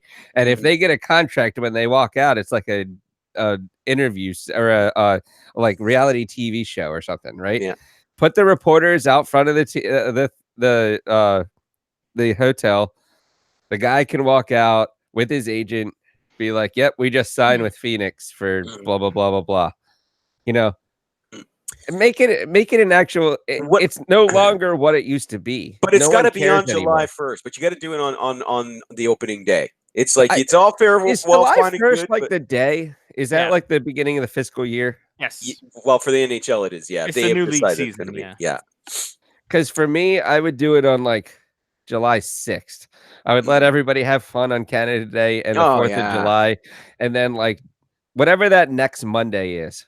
Yeah. Okay. Now we'll announce all the signings that occurred over the holiday period. But I mean, this is the thing though too. I mean, they've tried to get the league to change the date for when they hold it, so it's not July 1st. They've tried to either make it sort of like several days after the draft, or like you suggested, say July 5th or July 6th, so everybody can enjoy their Canada Day / Independence Day time off. And Bettman has consistently refused. So I really don't think we're good. Even though there is actually some more grumbling coming from not just from pundits and bloggers and freelancers like myself, but also there are some general managers and I believe a few owners who are kind of grumbling about it too. They would prefer seeing it being either late June or the second week of July when they do this. But I really don't think that's going to hold any traction. They can raise that issue during the CBA, but it's not going to be a hill anybody's going to die on. So I wouldn't hold my breath to see that change anytime soon. All I'm saying though is that by doing these leaks, though, the player agents and did us a favor, because now they pulled back the curtain to reveal what we all knew all along. That these deals get agreed to the night before or the day before, and then they get officially announced on, like within that first hour of July 1st. So I like the idea of the talking period. I think it is too long. But I still think it's worthwhile. Oh, it's actually worth. I think it's perfectly worthwhile. Yeah, no. Yeah. I think it needs to be done, and that way we're not doing this thing like Brad Richards did a few years back, where he's just baiting everybody around, and because he had to wait till July 1st. TSN reporters camped outside his right. Oh, that's funny. Like everyone's talking about Kawhi watch that's happening now, and people camping out trying to look for Kawhi Leonard and see what he's going to do. And just like, yeah, no, this happened a couple years ago, guys. Come on. Yeah. But from my perspective, right, you're in a gray area there. And I'm guessing charcoal. Yes. But so their draft is different every year. Yeah. Just depending upon when a Friday and Saturday is at the end of June after the Stanley Cup, blah, blah, blah, all that crap. So if you move the talking period back to 48 hours, you have 4 days where no one's talking about the NHL at all. But you may or may not want, right? Like people are filling it with whatever they want to. From my perspective, I would move the draft back as close to July 1st as you can get it. And I would have July 1st be the time that you can talk to people. You have enough time to sign somebody if they start talking on July 1st. The only thing you don't have is you have people sitting in a office studio for 8 hours on July 1st speculating about what's going on if you don't have deals to actually talk about. And I would actually as somebody like myself who is a freelancer as well as a hockey blogger, if you will, hockey aggregator, as I've been called as well, which isn't a bad thing, I guess. But that would actually be good for my business, for my site, because instead of having July 1st being a big money day and then afterwards it plummets and blah blah, it would spread it out more. If you had like a week sort of thing, to where, and over the course of that week these signings came down, as you said, as players, because you kind of artificially push that deadline back in this way, right? Yeah. And you just it would just kind of spread it out and at least generate more excitement over the course of a week. At least over the course of a week and a half. No one gives a shit about the NHL. It's July 3rd. Not now. Let's be dead honest. Not now, but if you've got, the league's biggest stars and people don't, by that point, they still don't know where they're signing. Right. Well, yeah, now there's still interest and excitement in the NHL. And, when it's like, okay, well, let's look to next summer, for example. When say Braden Holtby, one of the best goaltenders in the league. He'll be eligible to be an unrestricted free agent. If he's not re-signed by Washington, can you imagine if that's stretched out for 5 days? People are going to be going nuts, wondering where he's going to go. Bobrovsky broke the market, so I don't. Good luck to. Good luck to. The Oh whole thing. boy. Yeah. Well, it ain't good. Yeah, you ain't getting him for under 10 mil now. That's no. Ladies No. and gentlemen, enjoy Ilya Samsonov. He did be fine. What could go wrong? Johnny, may I do this to you, sir? Make it happen. May I provide this to you, sir? Ooh. See this? Johnny, Is that the second rink? The second rink is up and running at Piney Orchard. Hey. Give me those club horn. Hold on a second. Yeah. That to me looks like those are new boards and new glass. I thought that was supposed to be on the main rink. Well, let's look out, Mr. Herb, your boy Herb. My boy. Who's got the Herb? Look at this, and this is the new rink, the second rink. Look at that second rink sexiness. That is sexy. I like it. Sexy rink. There you go. That's gonna make for a much colder arena. Lyle, that's 15 years in the making at least. Wow. Yeah, they're 15 Wow. years into a 6-month build. Yeah. I mean, And they're finally- basically like on the my. same track. My basement is on the same track I will- right now. I will I put it can like, relate, dude. I I got will put I it got like this, Lyle. I got I'll a put it like- downstairs bathroom, Johnny, that's still waiting to be finished, and it's been 18 years here. So Lyle, I feel you. I'll put it like this: every time I returned home to play in a tournament, I went to Piney Orchard to skate.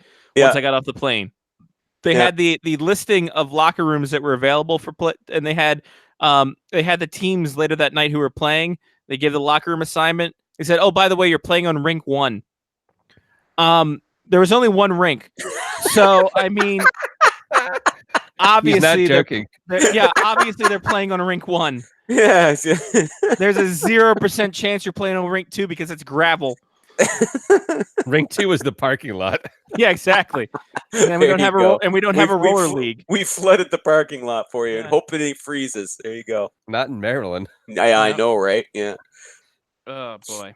Anyway, That's fantastic. Maybe yeah. maybe when I go to Black Bears opening weekend, I can force myself into the second rink and get some pictures in there nice. to bring up for the fans. Which, by the way, yes, the good old Which that NA does remind me. Do I have to send an email to them to get a media pass, or Yeah, you can. are you our contact I to can. this I point? can talk to your boys. All right. Well, Yeah, they talk used to all my everybody, yeah. pictures for the. Yeah, I was gonna say for the I can schedule. talk. I'll talk to C Money for you. And I mean, the schedule release was definitely every picture I took, like 4 pictures I took. I know so- John. They do schedule these, and Johnny's pictures are just there. It's just like, how I know those pictures. I know the guy who took those pictures. Hey. Mhm. He's a short middle reliever. Yeah, he's just- Yeah, I heard that. And again, why'd you have to bring size into it? Why did right, height have you to know, come that's- into it? Yeah, yeah. so That was Li- a good one, Johnny. Why does height have to get into it? what was better, the trades or the signings, Lyle? The trades or the signings of the past week? Ooh, Because that that's a, Phil Kessel deal. oh that was, man. that was Oh yeah. That's a good money. And then the Nazem Kadri deal. Oh. seconds. Oh, Sure. oh, I'll take mhm. this. I mean, the Phil Yeah, Kessel right on. deal is like a La Pizza Loca, like It a is. big one. And then Well, and then you got that whole outlying Mitch Marner possible offer sheet because there's only 11 million left on the cap for the Maple Leafs. Oh, I can't wait until the Oh, Canadians no, I offer them can't. I offer couldn't. sheet him as I well. couldn't another meal. I could Mm. not another meal. It would be fantastic if a team offer sheeted Marner. I just got a feeling that the Habs one for Aho was one and done. Oh, I yeah. don't know, Lyle. By the way, Look That at- wasn't all even a that real money. offer sheet when we look at it. Like, by the way, look at, here's the thing. All right, Lyle, go ahead and I'll tell you my thing afterwards. no, you go ahead Okay. and then I'll do mine. My ultimate fuck you would be Ottawa just saying here's 12 million over 6. Oh, burn! And the Burn! problem is Pierre Epic Dorian's burn. too stupid. And he can't do that. So Oh, can well, the you pharmaceutical money's running out. heads So. would explode all If- over Leafs Nation if Oh, Marner boy. signed a 6-year, $12 million per season offer sheet with the Senators. Heads would explode all over Southern Ontario. Yeah. But see, that's the thing. It's too good. It's too good, Scotty. It's too good. It's not gonna That happen. that is it's a beautiful dream. You could almost reach out and touch it, but it's beyond reach. It's too good to be. It's too good to live. I'm sorry. It's too good to live. He said that would be diabolical. Oh, you know it, my friend. You know it. But back to my. I just want to say back to my point very quick. I mean, Marc Bergevin's taken quite a bit of heat for making that offer sheet. Not so much for making it, but because a lot of people are saying, "Oh, it was too low. It wasn't good enough. It wasn't good enough. It was easily matched. It wasn't good enough." What a waste of time, And you got Tom Dundon there, the Hurricanes GM or owner, and Don Waddell, the Hurricanes GM. All of them, basically. Yeah. I tell the GM what to do. But basically kind of mocking, Bergevin for doing it, saying that, well, we think he was manipulated by Aho's agent and all this nonsense. But, honestly, that was a calculated gamble. It didn't pay off, but it could have. If that had actually been able to pull that off, Bergevin would be hailed as a genius right now, because it wasn't the cap hit. It wasn't the term. It was the signing bonuses, the devil in the details. $21 million up front to be paid within the first 12 months. 11 mil this month, and another 9.5 mil next July. And everything I've been hearing was that the Hurricanes gate receipts last season only amounted to something like $25 million. So if you figure they make about the same amount again next season, and you got to pay out $22 million, congrats! There's all your gate receipt money is gone for next year. I mean, one person on one player, So it was a calculated gamble. It didn't work out. Dundon decided to bite the bullet and to pay it off. And yeah, he's spinning it. He's spinning, going, well, being a billionaire, I'm in a position, that I can pay I can dig down and come up with that. That's not a problem. It's not a problem. But you could tell with Don Waddell's press conference, which I watched on July 1st, that was not a happy man. As brave as his talk was, as bold as his talk was, well, now they've saved me the problem of having to spend all summer negotiating with Aho. Yeah, you're paying him $8.4 million when your top pitch was $7.5 million a season. You wanted him for 8 years. Now you only got him for 5, and he becomes a UFA at age 26. So I don't know what you're laughing about. Yeah, okay, you got to keep him. And I don't blame them for matching. Okay, you can't let your franchise player walk, and he is their franchise player. I think we can agree with that. Sebastian Aho is the Hurricanes franchise player. Oh yeah, we've been saying that for years. Yes. So you can't let your franchise player walk away. We all knew they were going to match. They had no choice. They had to.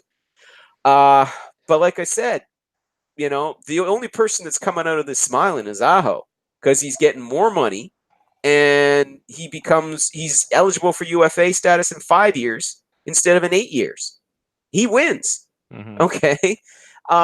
So, I don't think that Waddell and Dundon are quite as blasé or, about this whole thing as they're letting on. And as far I as think they're happy, it's done quick though. Well, yeah, that's out of the done. way, and I mean they're going to get a bit of a measure of revenge here, if you want to. Though it's kind of blunted because they already tipped their hand what they're going to do, because they're obviously going to wait until July 8th before they match it, because you got to wait there's a 7-day period to match. Yeah, but that's just smart. Yeah, but you tipped your hand by saying you were going to do that. No, that's just that's the knife that you're twisting. But it's not. But it doesn't hurt Montreal. You've already stated your intention that you are going to match. You haven't officially. So now Montreal can go and spend their cap space that $8.5 million that they were going to pay. Now they can go out and spend it on. They just can't sign somebody for another 7 days. Yeah, but they can go and trade for somebody. That's true. They can trade for anybody. Here's the big fuck you for Dundon. the Canadians trade, and then they don't match the offer sheet, and then Aho goes to Montreal, and now they're in a fruffle because they have $6 left in the cap. Yeah, and then they'll just shed salary. So They'll I do will this- say that I completely agree with Lyle in this situation. I feel like this situation isn't as rosy for Carolina as they're making it out to be. Oh no! Oh no, absolutely not. I agree. It's not as rosy for Carolina as they're making it out to be. That's what I'm saying. Yeah, you know, they aren't as happy about this or as blasé, as they're letting on. This stings, okay, because they were trying to play hard, and really, the Hurricanes put themselves in this situation. Okay, in the days leading up to the start of free agency, there were a lot of rumors coming from a lot of different people that Dundon was playing hardball with the Aho camp. I mean, the first one I heard was a week before July 1st was John Shannon of Sportsnet, who's a reliable, pretty, he's a pretty dialed in source, saying that he heard that that the Hurricanes had pitched 8 years, $6 million a season. And that was just ridiculous. Now, I have no doubt that was an initial offer, right? That's the way it goes. The team makes their initial pitch. The players' rep makes their pitch. It's always, here's the owners, here's the players, and then you meet in the middle, somewhere in the middle, right? But the latest one that we heard from Pierre LeBrun was saying that, it was 8 years and $7.5 million from the Hurricanes, whereas the Aho camp wanted 8 years, $9.5 million per season. And so there was that $2 million gap in between. And again, Aho is only going to be 5 years, so now only 5 years away from UFA status instead of 8 years, which is what the Hurricanes wanted. And okay, Aho didn't get $9.5 million a season, but he's getting almost $8.5 million, which is still $1 million more per season than what the Hurricanes were offering. So this isn't, and there's those signing bonuses again too. $21 million of it in the first calendar year is going to this kid. He makes a lot of money. It's fine.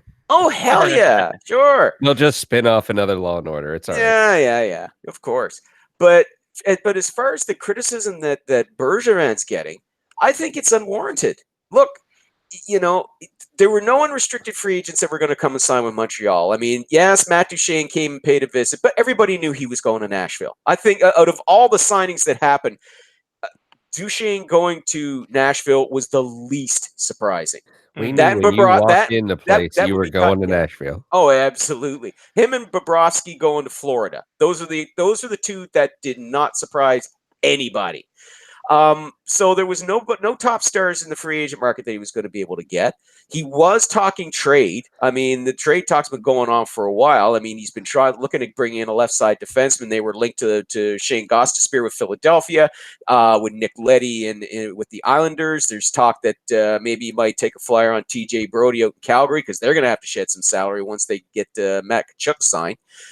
So, obviously, he wasn't seeing what he was liking in the market right now. So what was the best thing to do? Okay, well, we've got this cap space. So let's take a look at the free. And remember, Aho wasn't their first choice. Originally, they were looking at Braden Point of the Lightning. That was the first guy they were looking at, but they looked at it and said, no, they'll be able to match. What we're trying to do, they'll be able to match that.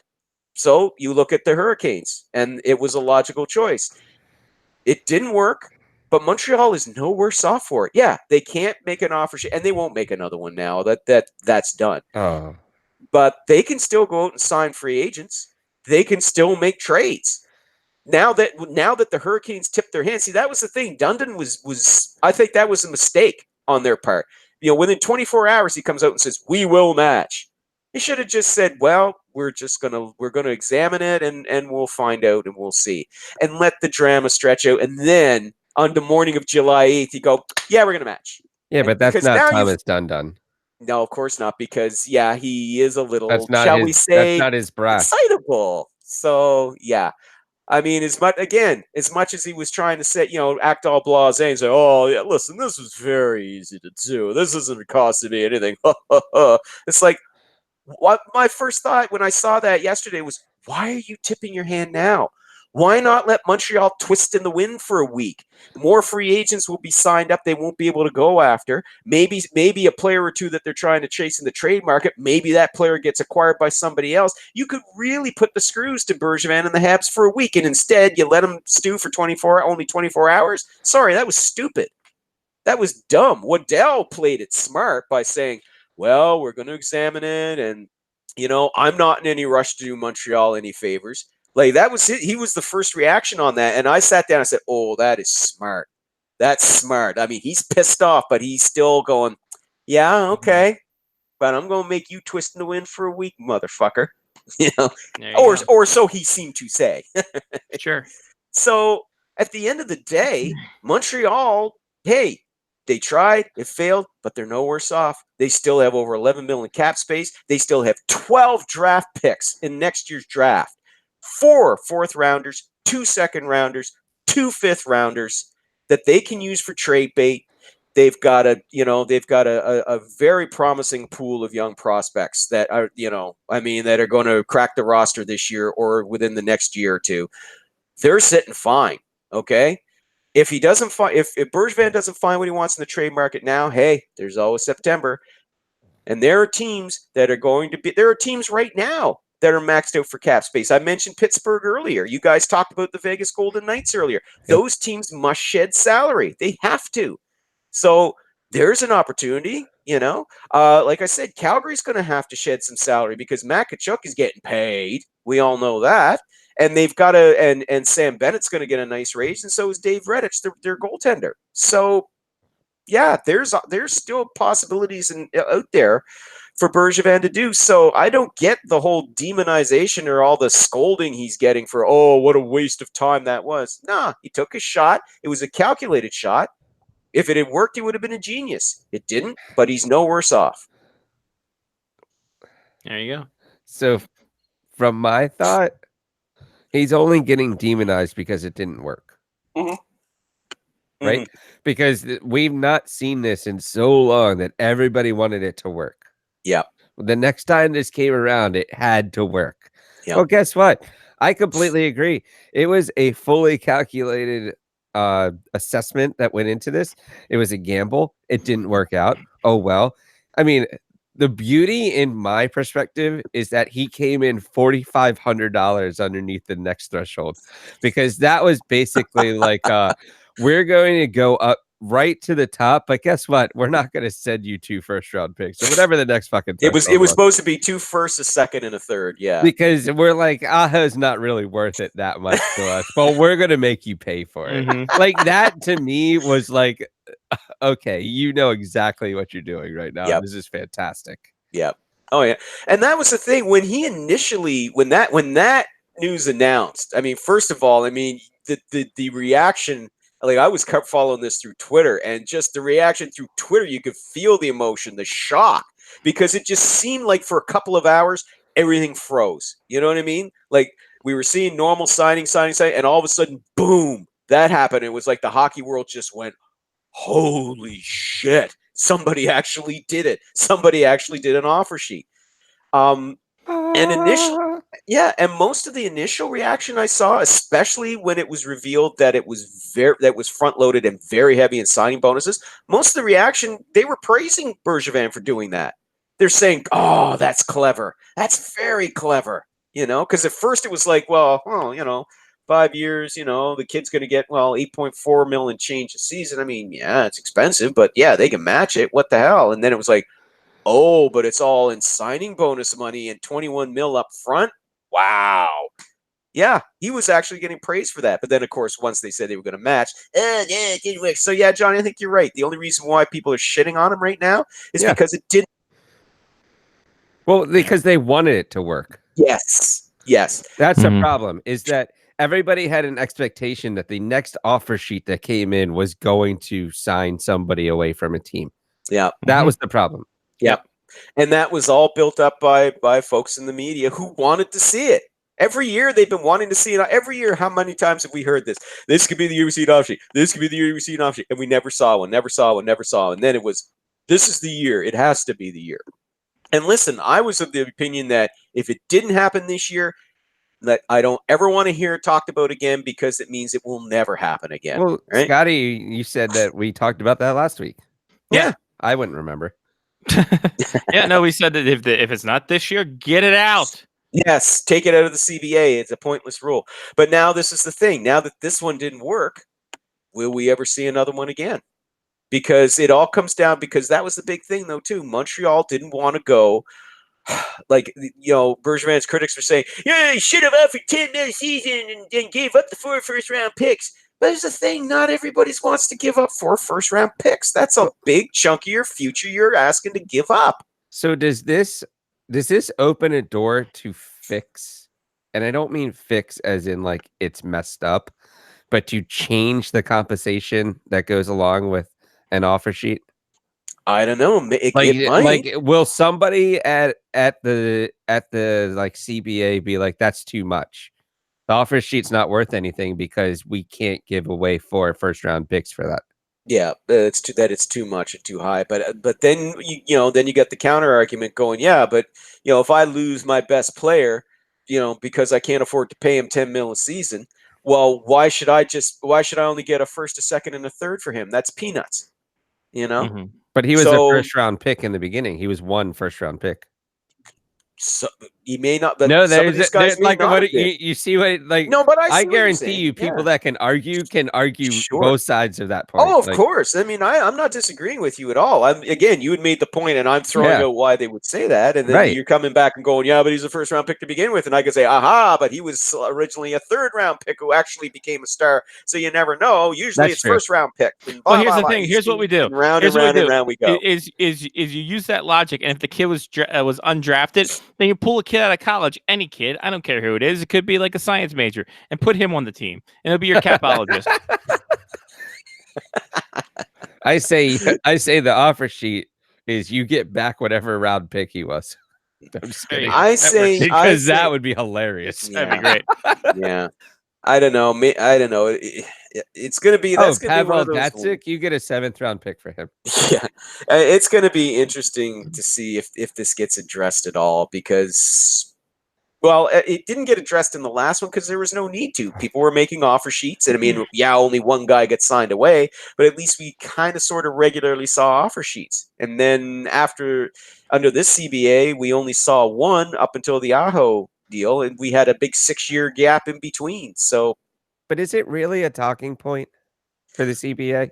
I don't think so. Like, to neither be side honest. gives a shit. So Yeah, leave it in, don't leave it in. Who cares? Move yeah. on. Like, compared to the issues that are considered the sticking points right now, which for the players is escrow and Olympic participation, I think offer sheets are way down there. Way I down. have a feeling that offer sheets stay in just because no one cares to talk about it. Yeah, and I doubt the compensation can change as much. But we'll It's see. almost too bad. Yeah. Make it more incentive for people to give offer sheets. Mm.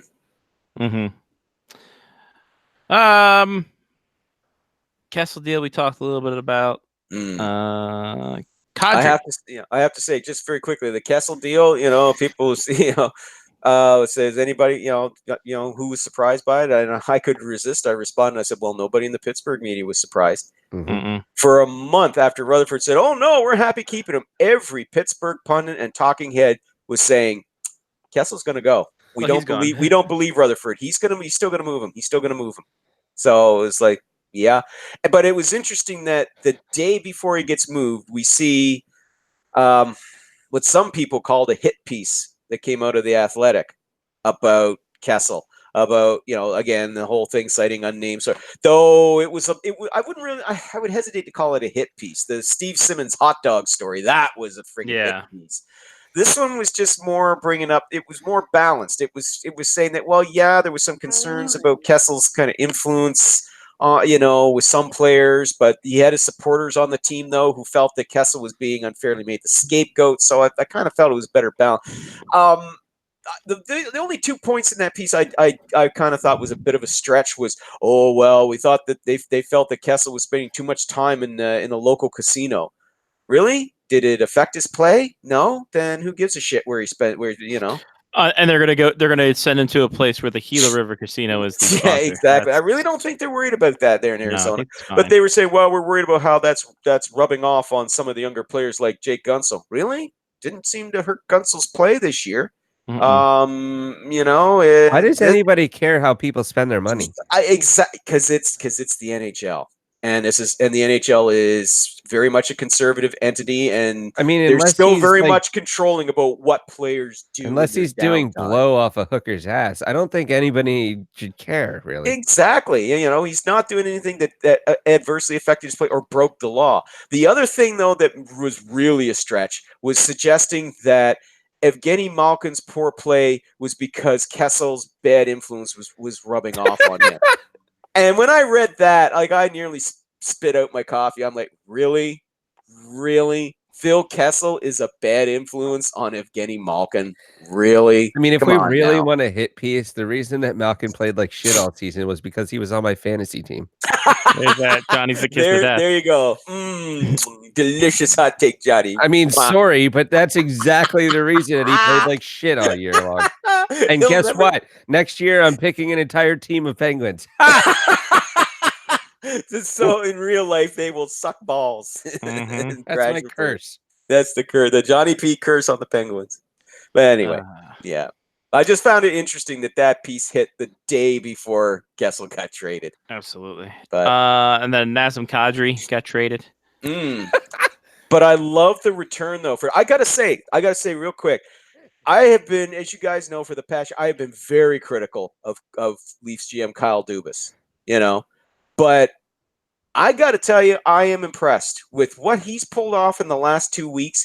He got rid of Zaitsev contract. He got rid of Marlowe's contract, which, by the way, he did not sign them to. Those were Lou Lamoriello specials he got saddled with. And in return, he managed to shed salary while improving his blue line.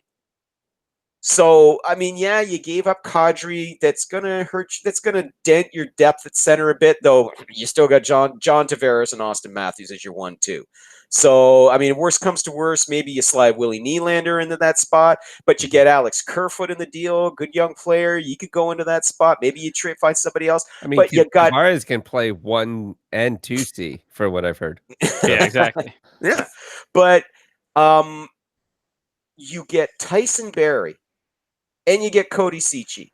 Both of these guys, better defensemen than you had on that right-hand side in Zaitsev and Ron Hainsey. And no offense to Ron Hainsey, but old. And now Zaitsev and Hainsey are on the Senators. Mwah! God, I love you, Eugene Melnick, you mad, crazy bastard. He criticizes the Leafs defense all year long and then trades for 2 of the Leafs blue defensemen. Fantastic. I love it. But, yeah, now that blue line on the right-hand side, which was a weakness, it's now better. And I have to say, Kyle Dubas, that was well done. Now he's still gotta try and re-sign Marner. Like, yeah, he freed up. He's got about 11 million cap space now, but over half of that's going to be gone. Re-signing Kerfoot and re-signing Ceci. Ceci has verbally agreed to 1 year, 4.5 mil. The latest I heard, Kerfoot's going to probably go to arbitration, and that'll probably be 3 mil there. So that's going to eat up a good chunk. So he's still going to have to find some more money to re-sign Marner beyond putting Nathan Horton on LTIR. But I have to give listen, I will criticize a GM when they screw up in my eyes, but I will praise them as well when they do a good job. And I have to say, Kyle Dubas in the past month, good job. Well done. Well done. I'll also say that the money quote of the entireness of the Kadri trade was someone asked, how do you reel in Nazem Kadri in the playoffs? He obviously went to a West Coast team.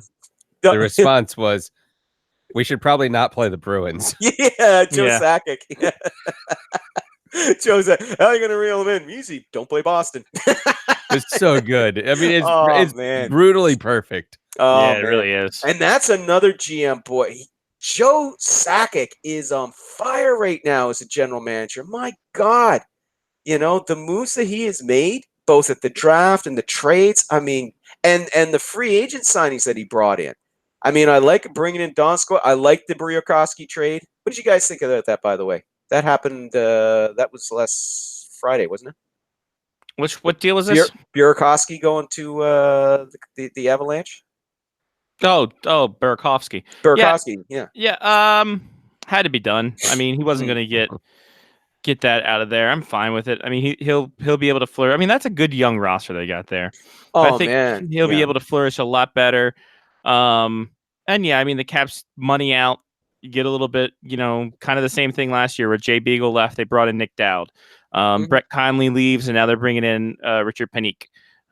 So I think it's the Caps' MO with Brian McClellan there is, when guys outseed their money literal worth here, when we can't pay them, they can go find their money elsewhere, and we'll bring in a guy who will fit into our system well. So yeah. And Burakovsky was just underachieving as fuck too. Well, he's also done well to. I don't know the best way to say this, so I'm just going to say it. He's done well to trade away players that didn't want to be in Washington anymore. That's true. Mm-hmm. Because, so I guess a better way to say that is he's done well to trade players that felt like they should have bigger roles on teams. Yeah. So like Grubauer, he needed to have a bigger role somewhere else. His career would have been stagnant if he stayed in Washington. Burakovsky, maybe the same thing.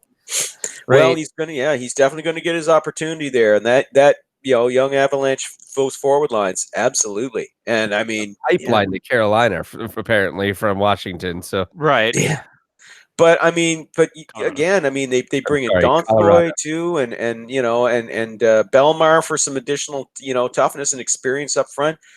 Man, like that, and Kadri, that it's center after getting rid of Soderberg. I mean. Yeah, the Avs are going to be a scary team next year. Hey, Lehner to Chicago. That's an interesting one. Yeah, that and to top it off, they signed Semyon Varlamov, 4 years, $5 million a season, and I'm going. And I couldn't help myself on Twitter. I was just like, I said, listen, I have respect for Lou Lamoriello, but. How can you let go a Vezina finalist and Masterton winner of this year, right? One of who was arguably, I would say, the reason that your team made the playoffs and upset the Pittsburgh Penguins in the opening round, right? You walk away from this guy supposedly because he wouldn't accept anything slightly less than $5 million a season or $5 million a season, depending on where you heard your story from, on a 2-year deal, right? Which Lehner vehemently denied afterwards. He said, the decision to leave, that wasn't his. He said he came to them, was willing to make a deal, was wanting to work something out, and they had already decided they were going to go with a different goaltender. Okay, that was bad enough. Then you bring in Varlamov. Now, if Varlamov was the Varlamov of, say, 5 years ago, healthier and all of that, then I would say, yeah, okay, I can see that. But this is a guy who has a long injury history. Groin injuries and knee injuries. I mean, he had groin surgery 2 years ago, for heaven's sake, who lost his starter job to Grubauer this season, with the Avalanche. I mean, if you look, I was following along with the Denver Post with the Adrian Daters coverage of the Avs this past season, and the running theme was Varlamov's inconsistency, and they just the Isles looked at that and said, yeah, we want that. And not only do we want that, but we want that for 4 years at $5 million a pop. Now, I had some Islanders fans say, well, the reason they did that is they're bringing him in because to be a mentor for Ilya Sorokin when he comes over after next season. And I'm like, okay, but do you really need to pay this guy for 4 years to do that? Could he not? Could you not do 2 years of $5 million a pop and have him be around for that second season as a mentor, and then afterwards you can kind of see if you think he's worth keeping beyond that? That made no sense to me at all. Well, so I have two questions. Certainly, sir. The first one will relate to that. How much of it is going to come out at some point that the agent is getting kickbacks because it's the same agent between Varlamov and Sorokin? Oh, wouldn't surprise me in the least. And There's two, a little bit there, yeah. Scotty, you probably know this way better than I did, but did Varlamov play under Trotz and No. Mitch Korn, or No. was he already gone? He was gone. Yeah. Okay. Yeah, he never played. Because that was the Boudreau. That was that cluster. That was Boudreaux era, and then the cluster and the coaches. Oates and the Yeah. like everybody Yeah. else. Okay, Yeah, I Villardo didn't. was there. I didn't first know year. if he was still there or not. No, he was there the first year of. He was gone in 2011, I believe, Yeah. is when they traded him to the Avs. The then. Avalanche. Yeah. Yeah. And that was the that- first year of Patrick Roy in behind the net, I believe. Behind the That bench. was 2 years later, I believe, Oh, if it's a memory shame. serves. Yeah. Okay, because I didn't know if they already had a tie somehow. Yeah, no, there wasn't. Now again, maybe Mitch Korn being the goalie guru that he is, maybe he can help improve Varlamov's performance. Maybe he'll see a lesser workload playing with Thomas Greiss, and maybe that'll work out, and he'll play well. It could, but again, I just don't see the sense in it. I mean, what the only thing I can think of is maybe Lou Lamoriello just didn't fully believe that Lehner was for real this year. Or that Sorokin was Wait. going to come over to the United States. Well, there's that. And Yeah. I can understand. I can kind of understand that, but at the same time, the devil you know versus the devil you don't know. Yeah, exactly. And but he's not a devil. He's not. that's a devil true. No, he's an anyway. Islander. Yeah, You're he's right. an You're not wrong. The other thing is that who's to say he wants to be a mentor? Mm. Who's to say he's going to actually take this kid under his wing? And honestly, given his injury history, given the fact that he's kind of lost a step here and there, would you want him to be your mentor? Yeah. Well, I mean, apparently the whole mentor thing is because they're friends. Hmm. But Guess what? So but is still. Artemi Panarin and Evan Dadonov, and that didn't happen. Or Yeah, Kenny exactly. Dadonov, that didn't And happen. that didn't happen either. Bobrovsky. So there you go. Right. Yeah, exactly. And Bobrovsky. So, but I'll tell you something. I'll tell you right now, Stan Bowman probably couldn't believe his luck. All right. Yeah. Because Corey Crawford, I mean, with the injury You history, want to the talk past about 2 years, broken down goalies? yeah, and he's a year away from being a UFA himself. And into your lap drops Robin Lehner for 1 year, $5 million. And if he comes in and repeats what he did last year, he's going to get paid next year, and he will be a godsend then to the Blackhawks because, yeah, the goaltending's been a concern the past 2 years since Crawford got sidelined by the head injuries. So, yeah, I think right now Stan Bowman is saying somebody up there likes me because this dropped right into my lap and it's perfect. So, at the very least, hey, they'll make a hell of a tandem. Crawford and Lehner, if Crawford's healthy, and can return to form, and Lehner's pushing for a job and to prove that, he's still worthy being a starter, geez, that'll be one hell of a goalie tandem. Mm-hmm. But if Crawford's still hurt, hey, then in comes Lehner as a perfect insurance policy. Yep. Looking good. Fantastic. Should we do a little round of fuck you? Sure. Yeah, we got time. There you go. That's how the world. I mean, this is a long show tonight. It's July 4th tomorrow. I still have scotch left, so let's. That's true. Daddy. Mark's still moving, so he is obviously out. What do you remember about February 1st, 1997? Not a goddamn thing. It was the Excellent. day before Groundhog Day. That's true too. Thank you. Points to Johnny. Yeah, I already got one. Yay! Ladies and gentlemen, Pittsburgh Penguins played a team for the first time. Oh God. Oh no! They played February a team. 1st, Was it 1990. the When Florida? Was it the 7. Florida Panthers? Nope. Carolina Hurricanes. Nope. Nashville Predators? They would soon trade their hot dog loving superstar to this team. The Arizona Coyotes. The Phoenix Coyotes, sir. Phoenix back then. 97, February 1st. Oh man. Phoenix Coyotes. So Pittsburgh close, Eddie. Penguins. Man. Eddie thought that was the fuck you. So he said the Dallas Stars. Show me what you've got. Johnny, Oh you man. have Who the are we? honor. Hold on. Who was this again? Penguins and Phoenix Coyotes. From There it is. 1997? 97. Yeah. Oh, this is That's bullshit. well, it's still kind of close to the NHL '94 rosters. It's just there. Kinda. Yeah, but the Coyotes weren't part of NHL. Yeah, they no, but they were Winnipeg Jets. Yeah, but they weren't the same team. I know. Johnny I'm brings trying very to help, valid Johnny. points. Damn it! I always bring it real. I know. Keeping it 100. So I'm first, huh? Yeah, you are. Yes, you are. 1997. 1997. Pittsburgh Son of a and Arizona Coyotes. Phoenix. Phoenix. Coyotes. They should still be the Phoenix Coyotes. Fuck the Yeah. Arizona Coyotes. Bullshit. Hmm. I think they would have to play within 50 miles of Phoenix. This is awful. Yeah, this ain't good. Wow, Johnny. These are the Penguins teams that broke our hearts. I know. I'm gonna go with Jaromir Jagr.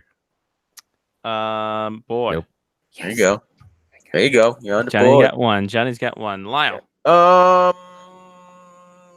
Keith Kachuk. Ball. Oh, Wow. He was on the Oh, this Coyotes. side. Yeah, he came over with the Jets when they did the transfer. Holy crap. Yeah, I remember that. Yeah. Johnny. So I would say the only Jets goalie that I remember, and it's only because of his hockey card, but I don't think he was still playing for the Coyotes. So you know what? I'm just gonna say it anyway. Say it anyway. Bob Asenza. No, he played Oh, that would later. have been so good though. He if played was. later for the That would have been Coyotes. so good if he Would have been was. great. I would have loved. I would have loved that. What he would have. I was hoping you were going to say, "Boy." Yeah, that would have been great. I was hoping for it too. Did not hit. Sorry. No. Lyle. We're gonna Sorry. miss. Mario Lemieux. Board. Yes. Final season before his first retirement. Yeah. Yep. Eddie is gonna go with Jeremy Roenick. Board. Ooh, Eddie on the There board. you go. I And wasn't sure if Pierre was AJ with is me at going that with point. Shane Doan. Oh, another Shane good Doan one. on the board. Yes. Wow. Yes. Very good. Wow. Now, geez, we're nailing the Coyotes here. Holy crap. I was gonna go with Darius Kasparaitis. That's on the board too. Nice, Yeah. Johnny. Yes. Well done, sir. Just that easy. Oh, yeah. This is the fuck you Penguins teams, isn't Yeah. Lyle. Ron Francis. Hey, that's on the board as well. yes, Just indeed. that God easy. Damn, man. See, I don't know if this is Eddie fucking with us or not, but Eddie's going with Pokey Reddick. Okay, no, that's Oh, no. that would have been another one that would have been good. Listen, Seriously. guys, you gotta get your game up. We are only a mere 5 weeks away. No, Eddie came hard with Jeremy Roenick, so I was like, Yeah. maybe this is the truth as well. I don't know. Listen, you guys gotta get your game up. 5 weeks away from God. Game Show Wednesday. Damn it, AJ. Uh-oh. AJ came in with Mike Gartner, Board. which I'm pretty certain he Oh, played for the wow. Coyotes at this time. Wow, we are Mhm. nailing the Coyotes here. Wow. Is it Whose still turn is Lyle's it? or is Johnny? I think No, I mean, technically it's still my turn, but God knows Johnny. who I'm supposed to say. Oh, go, Johnny, go. I'm gonna go with. That's not who it is, but I know that's the right name. Uh-oh. So the first thing that came into my head was Mitch Hedberg, but it's definitely we know who Johan you mean. Hedberg. Johan. Incorrect. Sorry. Yeah, Sorry. The moose was not loose by that point. He was yet. a little early. No, A little but, early. but guess what? You're not part of the fucking club. All right, It's Hedberg Lyle. joke. Oleg Tverdovsky. Board. Oh, Yes. Okay, Damn okay. he was I got the another other one, Coyote but yeah. that I remembered. I got another one. But yeah, go ahead. How did that happen? To Johnny. That opened the door for my brain here. Okay. Man, yeah, this was the Coyote years. Yes, was. It was. They gotta bring Which them is back permanently. interesting because that's more of what I remember is the jerseys. Yeah, They no, got to those bring those were jerseys sick. back permanently, man. I love those jerseys. No, they were pretty great. Yep. No. Oh, excuse me. Mhm. Okay, so this is going to be extremely weird to say out loud, but I think it could be decently close. Okay. And I'm going to go with Yannick Perreault. Sorry. Oh. Sorry. So Only one of our regulars is in it, and it's not one of the regulars you guys pick. Oh. So it's not that guy that blocks shots. Not the guy who blocks the shots, who wears the number, who did the thing in Ottawa. did the thing. Not yeah. him. Not him. I love that guy. Next year for Mark's birthday, I'm going to get him Anton Volchenkov like signed card or like a rookie card. Yeah. Yeah. It just- Like a Gem Mint 10 maybe. yeah.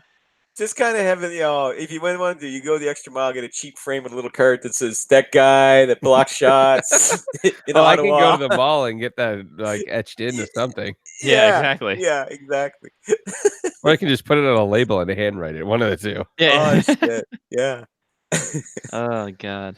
Whose turn is it? Oh, I think it's I'm still gonna Johnny, I'm isn't gonna let no, I'm gonna let Lyle. I took my turn, but I'm gonna take. Okay. I'm gonna let Lyle take his because I think that AJ has the same person. Okay. As I said, by saying Tverdovsky, it opened a window in my mind. So I'm gonna say Teppo Numanen. there. It is. That's exactly who AJ has as well. Yes. Exactly. Match game. So Match that's game. why I let you go, because when you brought up that the Teppo Numanen drop was what Yeah. I was thinking of. Oh yeah. Ooh. That's what we got to do for Game Show Wednesday, a match game segment. Oh. And Eddie, you are dead right. The Coyotes Picasso Cubism jersey does rule. It really makes you tilt your head a little. Yeah. Mm. Yeah. It was definitely abstract. Yes. Johnny. No, I'm up. I'm up. Yeah, I I let said you- Lyle go. Yes. Yeah, yes. you did. Now it's Yeah. your turn. I still have no idea who I'm picking though. What about Sean Burke? What about him? What about him? Is he No, on the I'm board? saying yeah. Not on the board. He's doing great. What? He was good. Who the hell were these goalies? Okay. I'm gonna have to say it, I think, next. I know I don't like him. My turn. Yeah. Oh Jesus. Hang on now. Was Joe Mullen still playing? Yes, he was on the board. Yes. Joe Mullen Jesus. is such a good drop. I couldn't. I thought he was retired by that point, but I'm starting to draw a blank on the Penguins here now. So holy shit. Oh. I'm looking up Anton Volchenkov cards. You're gonna send me links to eBay, aren't you? Oh. I don't have to send you a link. Just look it up yourself. You have the search engine. That's true. Not like I'm on the black market for this. So AJ is gonna go with Rick Tocchet. Oh. And the problem is he split the gap. He wasn't on this team. Oh, I thought you were gonna say. I thought you were gonna say he was on both teams. Too bad, cause shit. That was a good drop. Was he in Philly at that point? Maybe. I think maybe he was. He bounced around quite a bit. Oh wait, hold on. No, he was with the Bruins and Caps. He was with the Caps at that point, I think. Oh, okay. I think he was reaching the down point of his career at that stage. Oh yeah, no, it wasn't great. Yeah, his prime was the 80s and early 90s. Yeah. I'm gonna go with Kevin Stevens. Kevin Stevens, good pick. Not on the board. Not on the board. Too bad. Lyle.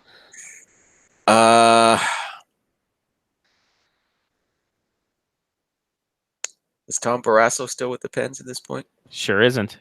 I didn't think so. So I he's didn't the think only so. one I could think of. I didn't think so. I know. I glad can't I think of didn't the say only that. goalie I can think of was Barrasso for the Penguins from that era. So Oh, I found a great Anton Volchenkov signed jersey and the Super Nintendo jerseys for the Sens. Really?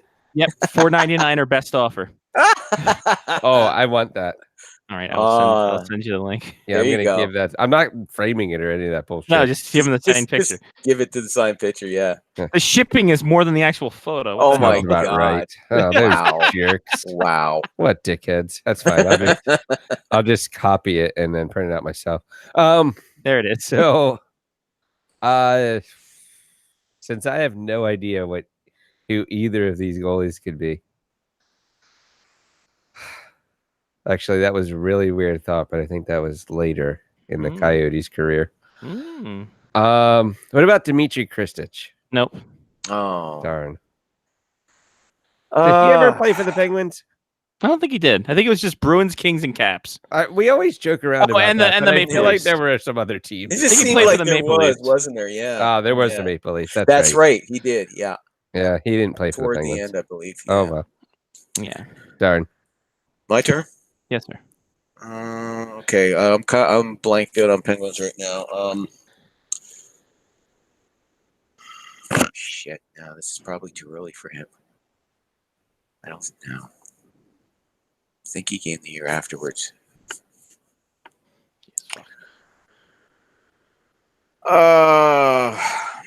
The hell I'm going to say it anyway. Habib Bulin. Bod! Jesus. Okay. Nikolai Habibulin, Nice. the goaltender Wow. for the Honest to Phoenix God, I thought it was Coyotes. the following season. I didn't think he was with them yet. No, Okay. he transferred with the team because Really? he was a Jet. Remember? Why was I? No, I didn't. But Why did I think that he Benny and the Jets? I don't know why I thought that he joined the Mafford. Anyway, okay. No, he was okay. he was He was drafted a by the Jet. Jets. I do remember him as Jet. Cool. Yeah. Okay. I have no idea who the Penguins Zip to that. is. Hmm. And I already tried Hedberg. Drafted 204th overall from the 1992 draft. That's a big help. I was just saying Habibulin stats. Sorry. Oh, They had some weird random goalies in that area, didn't they? The Penguins. Kinda. All right. Well, fuck them. So, I don't who know. else can I go with? I picked up Darius Kasparaitis already. Mhm. I know that this isn't right, but I just want to say it because it's fun. I'm gonna go with Shell Samuelson. Sorry, no. Good. I like the Oh. Shell Samuelson drop though. I appreciate that. I can give you points for that one. Thank you. Lyle? Alfie Samuelson. No, sir. All right, we're going. We're all I think this Samuelson is last fans. call. Yeah. Last call. Okay. Last call. Yeah, we're running out here. Last call. Yeah, last call. This is when we're falling apart, like as people. Yeah. This is when I start breaking out and telling everybody. If what's I wrong in start my pulling life. out old Penguins dropped like Les Binkley, then yeah, we know we're done. Yeah, it's I gone think too I played far. soccer with him at one point. I think. Just kidding. God. What other random goalies could there be? No, that's probably too recent.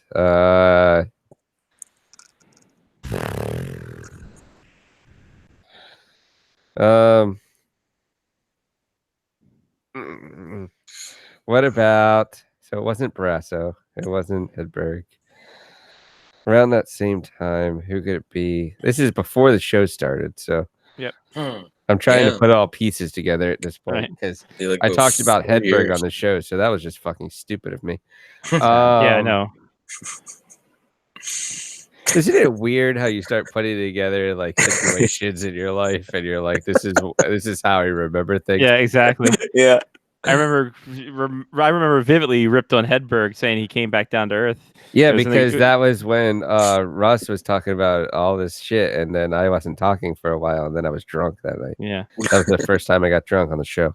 nice. And it's a And here we are. tradition. Exactly, a tradition like no other. Well, it's the Drink only to way I that. talk to people. Hey, listen. I'm down for it. It's the only way I can tolerate people most days. Anyway. I have no idea who the goalie could be, so I'm gonna just say it was. No, fuck it. I'm gonna have to try somebody else. What about Kevin Hatcher? Bod! Oh, nice. Pittsburgh Penguins, Nice, Kevin Hatcher Johnny. pulling it out at the end. Yes. Like Pee Wee Herman just pulling it out for Wow. everyone to see. I can't find out who this. Wow. I tried to figure out who this goalie was, and I cannot figure out who this goalie is. But you have a Kevin Hatcher pool, which God bless you. There you go. Lyle? I've been trying to think of and I know that he was a Jet. Like, you're a Jet. I know he was a Jet the final season that they were in Winnipeg. I don't know if he came over with them or not, but what the fuck, Chris King? Bod!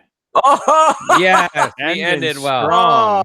Oh, wow. Ending strong. I gotta say, my last three would I just pulling them out of my hat, man. No, Like, that's normal, really. I couldn't.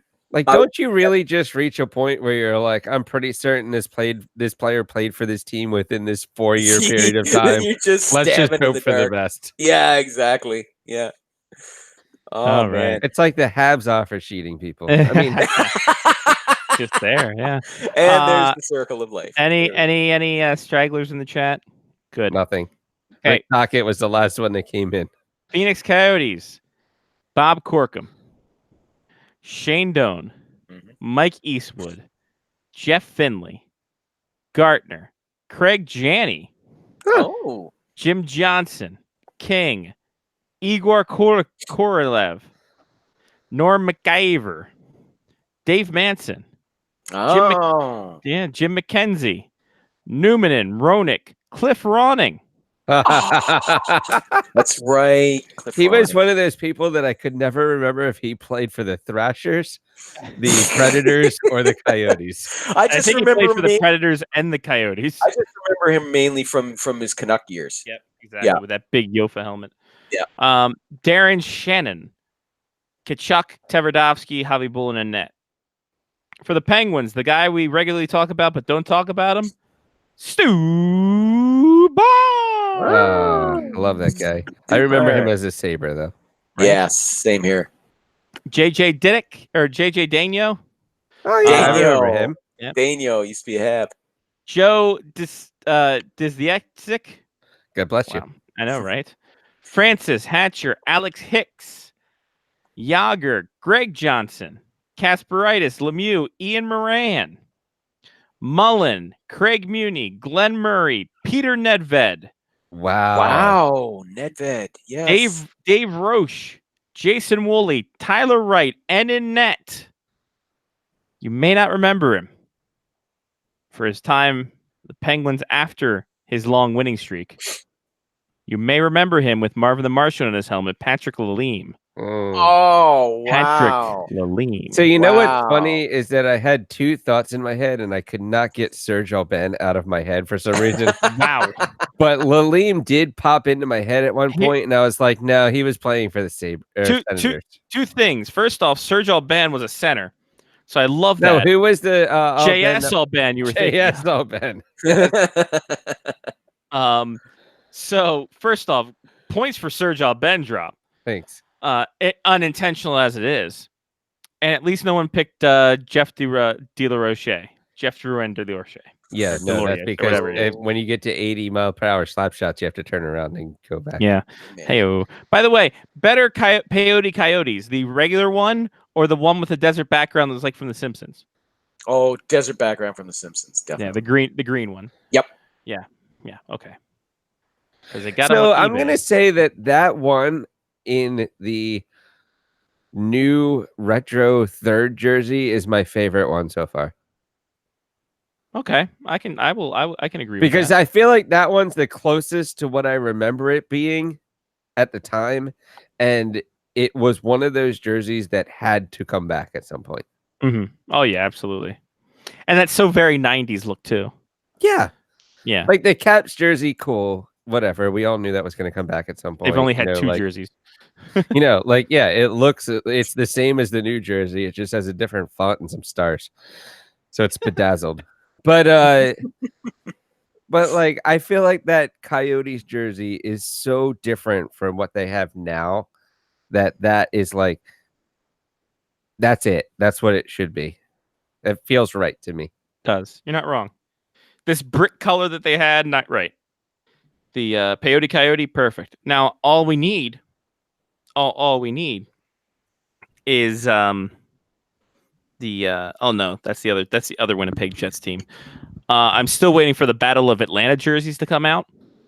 The remix. The remix. With the Calgary Flames taking on the Winnipeg Jets in Saskatoon. Regina. Someplace in Saskatchewan. I want the Atlanta Make it Flames. 7.com. Yeah, exactly. Make it 8. I want the Thrashers and I want the Atlanta Flames to play in in Regina because I am greedy like that, and I think it would make Canadians' heads bleed. And I'm all for chaos. I'm with Johnny. Chaos is top Root for notch. chaos. Hashtag root for Yeah. chaos. So I would actually take that one step further, and I would make both teams play in Atlanta. The outdoor games relocated to CNN Square. I would have that game in Atlanta somehow, in an arena somewhere in Atlanta, and make them both wear their Atlanta jerseys.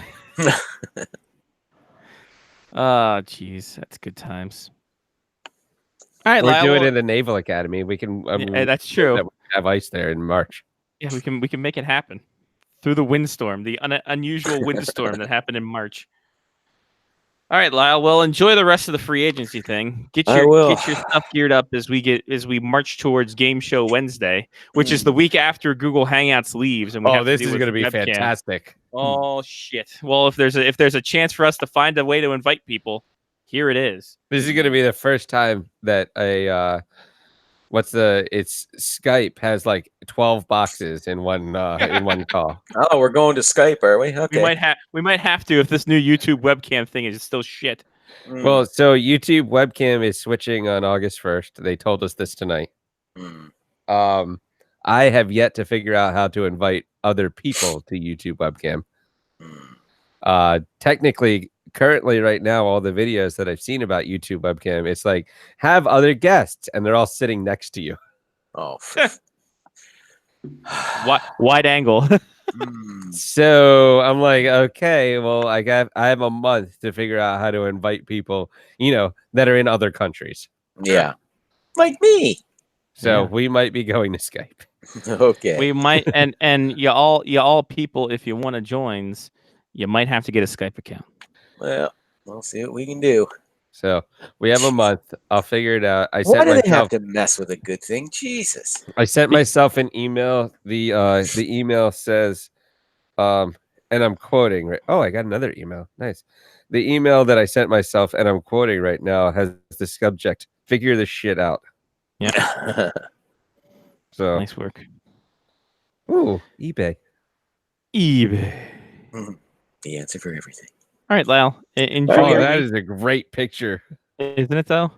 I kind of want to buy that right now. Buy it now.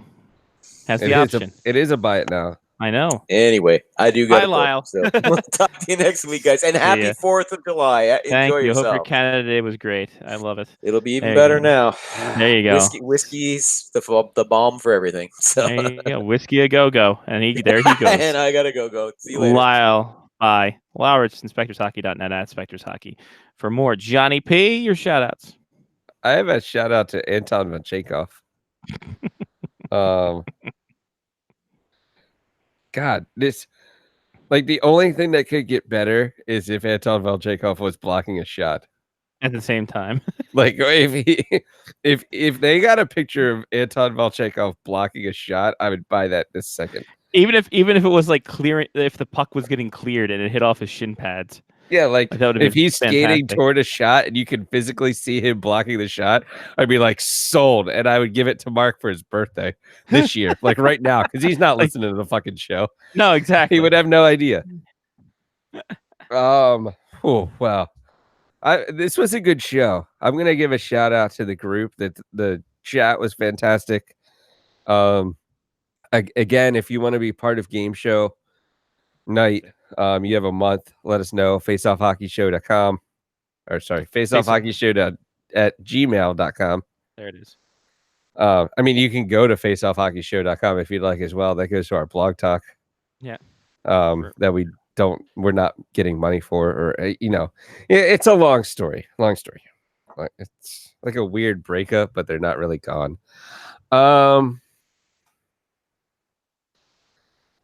I'll give a shout out to soccer. Soccer has been fun recently. I like it. The U.S. team's playing soon, so I'm gonna walk upstairs and watch more soccer. And I'll give a shout out to David. He's fun. He's funny. Him being a comedian's a great job for him. I feel like he's the type of person that we should meet in person. Yes. Like he should be at the Big Stand Invitational. If we could get AJ up to, I don't even know if these people bowl. I don't give a shit. We don't care if you bowl or not. Come and join us and join our group. We'll drive from place to place. I'll rent a 15-passenger van if it comes to, and I'll just drive people places. Let's make it happen. Let's hire a driver. We'll hire a driver. Stan. There it is. He'll come to his own event. Stan will drive. We'll get people T-shirts. I Be still great. want to make those T-shirts that I do I too. mocked up because those things Yeah. were fantastic. So I have a full year. I'm going to make them for next summer Wonderful. We'd love it. because I mean, Jen's. You guys don't give a shit. I'm gonna stop my ramblings. We'll talk about this off air. Anyway, shout out to Todd Butts. He forgot about the Bridgeport trip and the no beaner light. What? All right, that's what I said. How? I don't know. He's lived But a long he time, remembered man. Bridgeport. He remembered everything that happened. He didn't remember the no beaner light. No beaner light. No beaner light is on. Shout out to Big Potatoes, the size of a baby's head. Those are great. Shout out 4th of July. #freedom. Yeah, that's about all I got. So for Johnny P, I'm Scotty Waz. Take care of yourself and someone else. It's been Face Off Hockey Show on faceoffhockeyshow.com, part of Blog Talk Radio for now. Twitter.com/FOHS Radio, Facebook.com/FOHS Radio, and Patreon.com/Face Off Hockey Show. Every inch of money you give us will go back into the show. And if you trim it around the sides like the La Pizza Loca, it'll make it bigger. Anyway, you guys have a great music. Yeah, bye everybody. Peace.